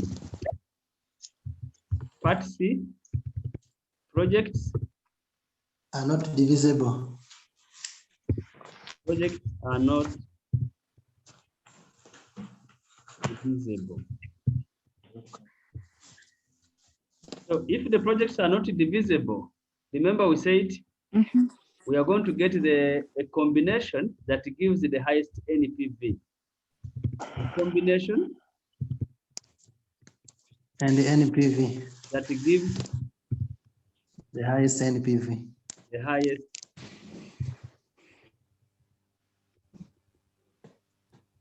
highest NPV. We're going to look for. How did you say 155? How did we get? 402. 155, 402. Is the NPV of project P. Yeah, it is here.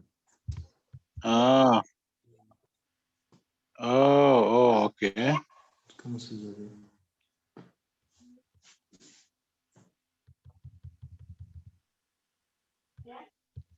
So a combination that gives the highest NPV. Can you look at this combination?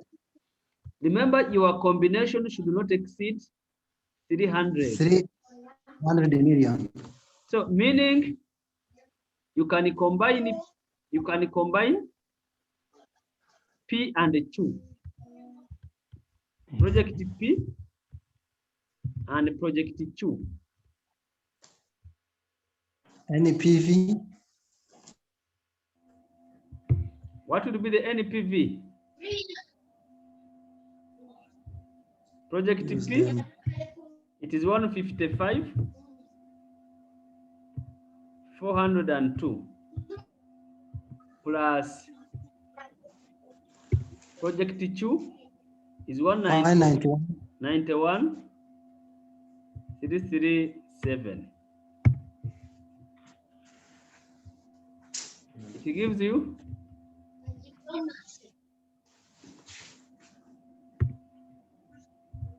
155, 402 plus. That's the first. Another combination is Q and S. Q and S. You cannot combine P and S because you're exceeding. You can only combine the Q and the S. Project Q and S. Director, Yes.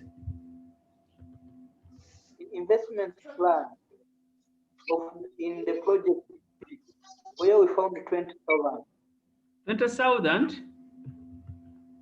Yeah.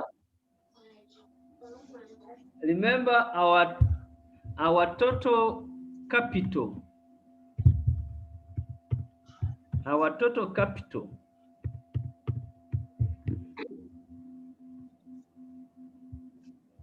The total capital is 300. This is the money we have. Now, hey, mister. This is the total capital we have that we should not exceed. We have allocated the Q 130. We have allocated the S 150. So the balance should be allocated to P. So what is the balance here? The balance is 300 minus 280, which is 20. Yes. Balance is Yes? And how is calculated NPV of P? NPV of P. Yes. We apportion. Remember, you are investing at this amount, at this total amount of 160. We are having an NPV of 155. Now, if I invest 20, what will be the NPV? It will be 20 over 160 times 155. We apportion.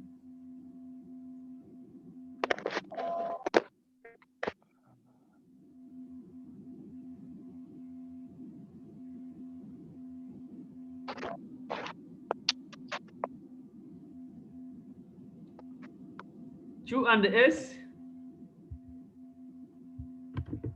The Q and S, we are having Q is 191, 337 plus 162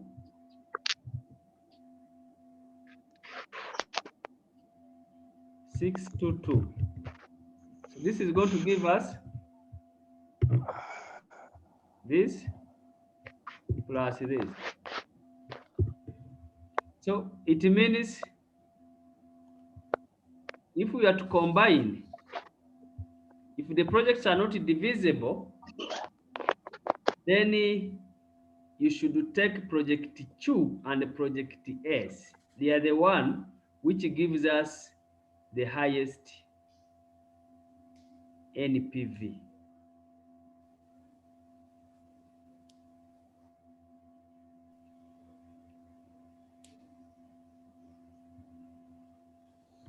I don't know if you have a question. I want us to stop here. Capital rationing. We have remained with the two parts to finish this. So it means on Thursday we shall finish. On Thursday we shall finish this part. So when we meet Lecture, on Sunday, huh? Why don't we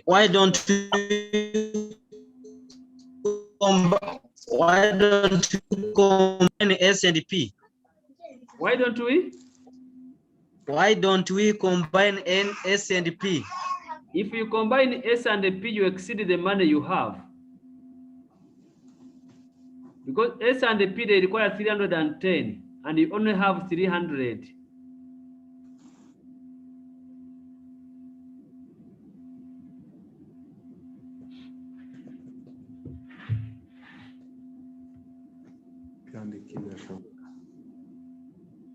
Okay. Okay, thank you. Okay.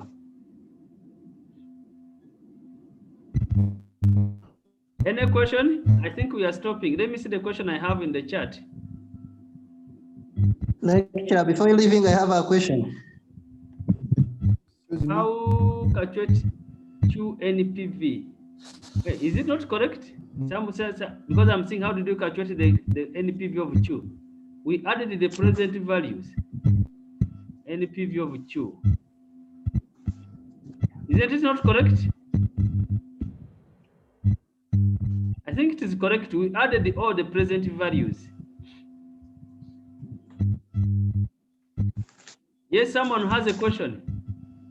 Yes. On the point where we saw lease and bar, we didn't see how interest, saving on interest can be incorporated in cash flow. So it could be better if we have another question about if an asset is purchased by using a bank loan, because the other one we didn't have tax. Yeah, but that's why I say we provide the background, because we shall need to revise more papers in this. But what I want us, let's first at least finish the content, then we can come back to past papers review. Okay. Yeah, we have looked at 2 examples on this. So once we finish the content, then we are going to come back to review our past paper. Okay, good.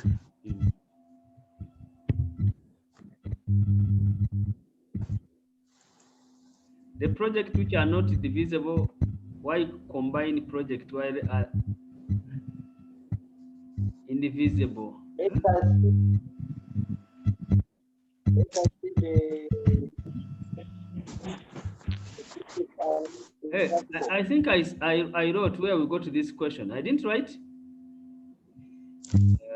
capital rationing. I think I wrote. It is Excuse me, sir. I didn't write. Excuse me. Yes. Is it Why not to combine project P and Q, because it is not a estimate limit. June 2017. Question 1.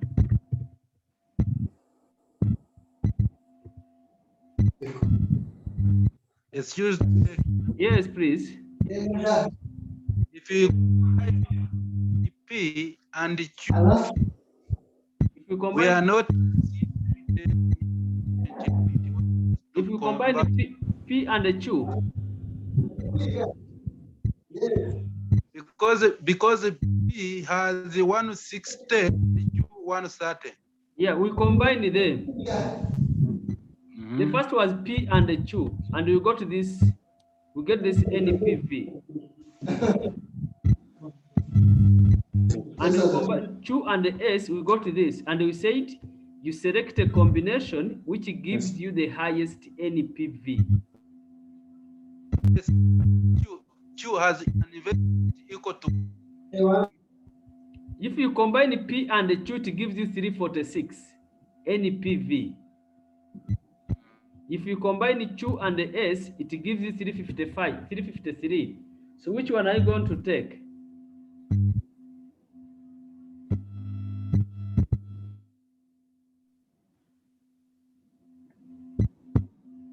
Why don't you?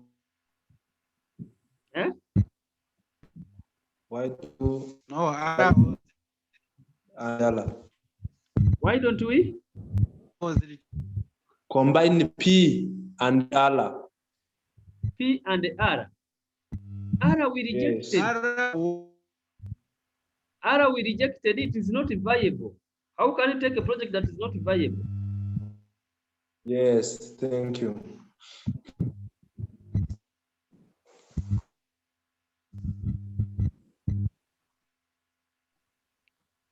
I think we stop here. I will send you this. I will send you this plus the video probably tomorrow. Yes. Thank you.